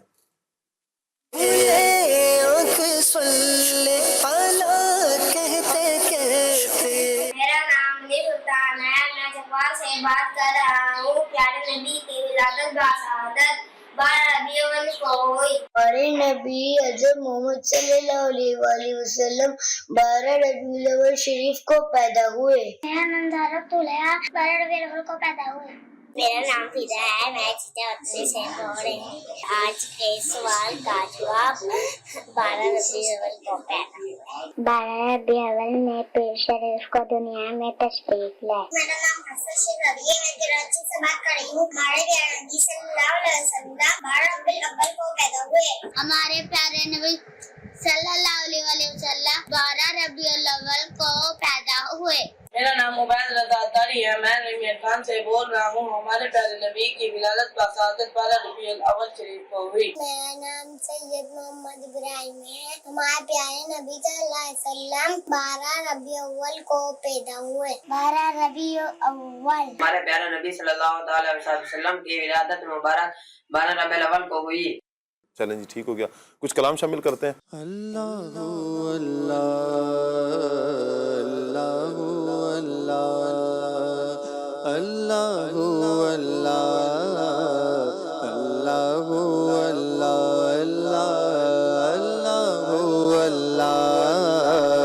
अल्लाह अल्लाह हर आँख चाहती है काबा दिखा दे मौला अल्लाह मेरे अल्लाह मेरे अल्लाह मेरे अल्लाह मेरे हर आँख चाहती है काबा दिखा दे मौला हसरत पुकारती है हसरत पुकारती है काबा दिखा दे मौला काबा दिखा दे मौला काबा दिखा दे मौला काबा दिखा दे मौला काबा दिखा दे मौला अल्लाह हो अल्लाह अल्लाह हो अल्लाह एहराम फिर पहन कर तवाफ़े हरम करूं मैं अल्लाह मेरे अल्लाह मेरे अल्लाह मेरे अल्लाह मेरे एहराम फिर पहन कर तवाफ़े हरम करूं मैं मेरी दुआ यही है मेरी दुआ यही है काबा दिखा दे मौला काबा दिखा दे मौला काबा दिखा दे मौला काबा दिखा दे मौला काबा दिखा दे मौला क्या बताऊं कि क्या मदीना है क्या बताऊं मैं क्या बताऊं क्या बताऊं कि क्या मदीना है क्या बताऊं क्या बताऊं कि क्या मदीना है बस मेरा मुद्दा मदीना है मदीना है क्या बताऊं उठ के जाऊं कहाँ मदीने से उठ के जाऊं उठ के जाऊं उठ के जाऊं कहाँ मदीने से क्या कोई दूसरा मदीना है मदीना है क्या बताऊं मैं क्या बताऊं मैं क्या बताऊं अल्लाह पाक नबी रहमत सल्लल्लाहु ताला अलैहि वसल्लम के दरबार गोहरबार की बाअदब हाज़िरी हम सबको नसीब फरमाए। कल का सबक क्या होगा, आइए देखते हैं जी। कल का सबक इंशाअल्लाह हम देखते हैं। सवाल है, हमारे प्यारे नबी सल्लल्लाहु अलैहि वसल्लम की विलादत बासआदत किस दिन हुई? हमारे प्यारे नबी सल्लल्लाहु अलैहि वसल्लम की विलादत बासआदत यानी हुजूर की पैदाइश किस दिन हुई? इसका जवाब है ہمارے پیارے نبی صلی اللہ علیہ وآلہ وسلم کی ولادت باسعادت پیر کے دن ہوئی. ہمارے پیارے نبی صلی اللہ علیہ وآلہ وسلم کی ولادت باسعادت پیر کے دن ہوئی. آپ نے اس کا جواب ہمیں دینا ہے. اللہ پاک رحمت کی نظر فرمائے. جنید بھائی، آپ سے ایک اسلام بھائی نے وظیفہ لیا تھا مدینہ پاک حاضری کے حوالے سے، وہ ارشاد فرما دیجئے. ایک ایسا وظیفہ ہے، اس وظیفے کا نام ہی مدینہ مانگ لو. واہ. اور یہ روحانی علاج کے اسٹال پر بھی الحمدللہ پیش شدہ یہ وظیفہ دیا جاتا ہے. امیر اہل سنت دامت برکاتہم العالیہ نے یہ وظیفہ عطا فرمایا. مختلف حاجتوں کے لیے بھی کیا جا سکتا ہے یہ وظیفہ، اور حاضری مدینہ کے اسباب بن جائیں، حج کے اسباب بن جائیں، مدینہ شریف کی حاضری کے اسباب بن جائیں تو یہ وظیفہ ضرور کیجیے گا. وظیفہ کیا ہے؟ دیکھیں عام دنوں میں بھی کر سکتے ہیں، لیکن خصوصیت کے ساتھ جمعہ کے دن یہ لازمی عمل کیجیے گا. نماز عصر ادا کریں. نماز عصر ادا کرنے کے بعد قبلہ رو بیٹھے بیٹھے آپ پڑھیں یا اللہ یا رحمان یا رحیم. بکثرت پڑھتے رہیں پڑھتے رہیں پڑھتے رہیں یہاں تک کہ غروب آفتاب ہو جائے. جیسے ہی غروب آفتاب ہو جائیں گڑ گڑا کر حضور دل کے ساتھ، یقین کامل کے ساتھ اللہ پاک کی بارگاہ میں حج کے اسباب بن جانے، مدینہ طیبہ کی حاضری کے اسباب بن جانے کے لیے دعا کیجئے. پھر جیسے ہی اذان شروع ہو، اذان مغرب شروع ہو، دعا موقوف کر دیجئے. یہ عمل کریں انشاءاللہ الکریم اللہ پاک کی رحمت سے غیبی طور پر اسباب بن جائیں گے، آپ کے لیے راہیں کھلتی ہوئی چلی جائیں گے. وظیفہ پڑھنے کے ساتھ ساتھ درود پاک کی کثرت بھی کریں.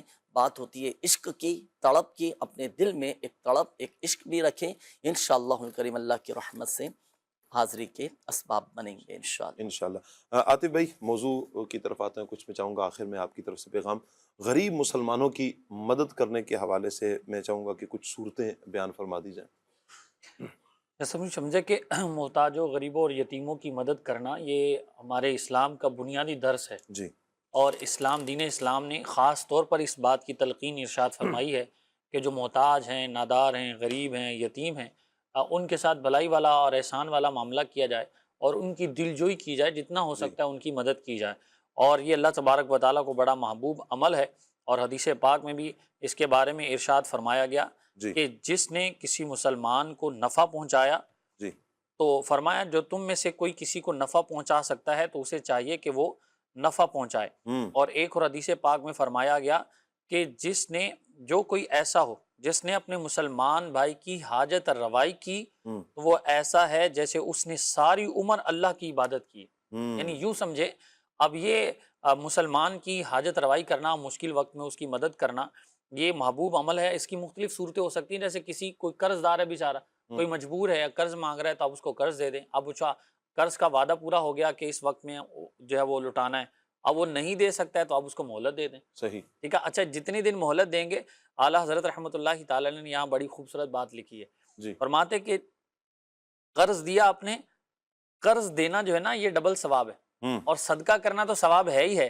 کہ صدقہ آپ نے کیا ہے، وہ حاجت مند، وہ صدقہ جس کو دیا ضروری نہیں ہے کہ جس پر آپ صدقہ کر رہے ہیں اس کو اس چیز کی ضرورت بھی ہو، لیکن جو آپ قرض دے رہے ہیں تو قرض آپ نے ایک جو ہے وہ حاجت مند بھی ہے، دوسرا آپ نے اس کے ساتھ بھلائی والا معاملہ کیا ہے. اور پھر فرمایا کہ اب قرض دار کو جتنے دن آپ مہلت دیں گے ہر دن اتنا مال صدقہ کرنے کا ثواب بھی آپ کو ملے گا. تو یہ اگر آپ یوں انداز بھی اختیار کیا جا سکتا ہے، جیسے آپ روڈ پر جا رہے ہیں، کسی کی بائک کا پیٹرول ختم ہو گیا، آپ اس کو کیا کریں، آپ پیٹرول اس کو دے دیں. آپ نہیں دے سکتے تو پیٹرول پمپ تک اس کو پہنچا دیں. ادھر کراچی میں تو یہاں تو خاص طور پر بہت سارا مدد کا ایک انداز ہے، میں یہاں پر بیان نہیں کروں گا چینل پر، لیکن یہ ہے کہ کسی نہ کسی انداز میں کراچی میں بالخصوص، یا ایسا نہیں ہے کراچی میں ہی، وللہ الحمد کہیں بھی ہو، پورے پاکستان میں ہی ہو، مسلمان ایک دوسرے کی مدد کرتے ہیں. بالخصوص روڈ پر اگر کسی کے ساتھ مسئلہ ہو جانا تو یہ تو خطرناک معاملہ ہوتا ہے کہ پیٹرول نہیں ہے، پیٹرول پمپ دور ہے، وہاں تک پہنچنا کیسے ہے. تو اس کا ایک حل یہ ہو سکتا ہے کہ آپ کے پاس اگر پیٹرول ہے، بس اوقات لوگ رکھتے ہیں، بوتل میں رکھ لیا ہوتا ہے، تو آپ یوں بھی مدد کر سکتے ہیں. اللہ پاک رحمت کی نظر فرمائے، ہمیں ایک دوسرے کی مدد کرتے رہنے کی توفیق عطا فرمائے. میں چاہوں گا جنید بھائی ایک دو وظائف آپ سے لے لوں، فالج سے حفاظت کے لیے کوئی وظیفہ ارشاد فرمائے. دیکھیں فالج کا مریض اگر خود پڑھ سکتا ہو تو وہ خود یہ وظیفہ پڑھ لیں 100 مرتبہ یا اللہ، یہ پڑھنا ہے، رات کو سونے سے پہلے پڑھنا ہے. جی اگر خود پڑھ سکتا ہو. صحیح. نہیں پڑھ سکتا تو گھر کا کوئی ایسا فرد کہ جو اگر اس پر عمل کرنا چاہے تو وہ یہ عمل کرے کہ ایک رکابی لیں. رکابی؟ ہاں، رکابی یعنی پلیٹ صحیح ہے نا. ایک پلیٹ لے لیں مثال کے طور پر، اس طرح کی جیسے وائٹ پلیٹ ہے نا، جی اس طرح کی پلیٹ لے لیں اور 11 مرتبہ اس پر لکھیں لا الہ الا اللہ. صحیح لکھنے کے بعد اس میں پانی ڈال کر یہ پانی پھر جو ہے نا وہ فالج کے مریض کو پلائیں انشاءاللہ الکریم. فالج کا مرض بھی اور لقوہ کا مرض بھی انشاءاللہ دور ہو جائے گا انشاءاللہ اللہ کی رحمت سے. انشاءاللہ. ایک اور ہے ہیپاٹائٹس سے حفاظت کے لیے بھی کوئی دیکھیں وظیفہ شامل؟ ہیپاٹائٹس جو ہے نا، اس کا ایک عمل تو یہ ہے کہ سورہ بینہ قرآن پاک کے 30ویں پارے میں جی جب بھی دوپہر کا کھانا کھائیں یا رات کا کھانا کھائیں تو جس کے تلفظ درست ہوں، صحیح خواہ، جی صحیح ہے، جس کے قواعد و مخارج درست ہوں، وہ پڑھ کر یا پڑھوا کر اس کھانے پر دم کروا لیں، پھر یہ دم کیا ہوا یہ کھانا کھائیں. صحیح. انشاءاللہ الکریم یرقان، ہیپاٹائٹس یہ سب الحمدللہ دور ہو جائیں گے. اچھا بچے جو، اچھا آپ مکمل کریں گے یا ہو گیا؟ اچھا ایک یہ ہوا. اچھا اب جیسے قرآن پاک نہیں پڑھے ہوئے، جی اس کے علاوہ ایک اور وظیفہ بھی میں عرض کر دیتا ہوں، سورۃ الفلق اور سورۃ الناس، یہ 3 مرتبہ پڑھ کر بھنے ہوئے جو چنے ہوتے ہیں نا اس پر دم کر لیں. اب یہ دم کیے ہوئے چنے جو ہے نا ہیپاٹائٹس کا مریض یہ کھاتا رہے تو الحمدللہ عز و جل یہ ختم ہو جائے گا. ٹھیک ہو گیا. بچے نو مولود بچے ہیں، پیدائش کے فوراً بعد انہیں پیلیا ہو جاتا ہے بسا اوقات، تو یہ ان تو کے لیے تقریباً اب بچوں کے ساتھ ہو رہا ہے یہ معاملہ نا. جی اللہ پاک سب بچوں کی خیر فرمائے. آمین آمین. 21 مرتبہ 21 ٹائم جی تو یہ سورۃ الفاتحہ پڑھ کر آپ پیاز پر دم کر لیں. جی اب یہ جو پیاز ہے نا اس کو بچے کے گلے میں ڈالنا ہے. اچھا جی اب آپ بولیں پیاز اتنی بڑی ہوتی ہے، بچہ چھوٹا ہے، کیسے گلے میں ڈالیں؟ جی تو ضروری نہیں ہے پوری پیاز لیں، اس کا ایک چھلکا لے لیں، جی اندر کا اوپر کا اتار کر اندر کا جو چھلکا ہوتا ہے 21 مرتبہ آپ سورۃ الفاتحہ پڑھ کے اس پہ دم کر لیں، پھر یہ بچے کے گلے میں ڈال دیں. صحیح. ایک یہ ہوا. اسی طرح سورۃ الحشر کی پہلی جو آیت ہے سبح للہ ما فی السماوات و ما فی الارض وهو العزیز الحکیم، یہ 101 مرتبہ پڑھ کر یہ بچے پر دم کر دیں. ٹھیک ہو گیا جی. اللہ پاک رحمت کی نظر فرمائے، تمام مریضوں کو شفا عطا فرمائے، دونوں جہانوں کی بلائیاں ہم سب کا مقدر فرمائے. اللہ پاک سے دعا کرتے ہیں کہ اللہ پاک یہ پروگرام آج کا یہ سلسلہ اپنی بارگاہ میں قبول فرمائے.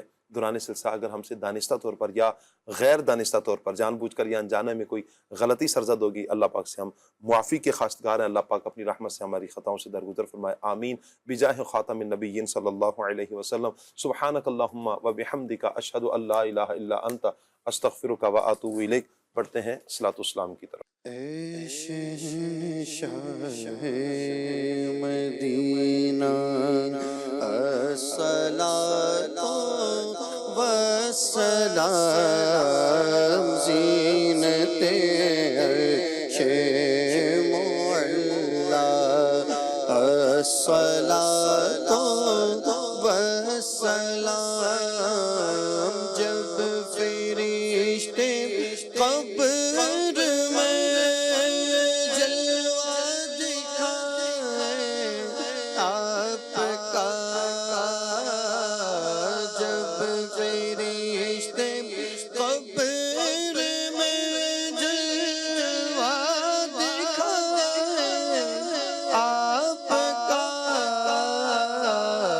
ہو زباں پر پیارے آقا الصلاۃ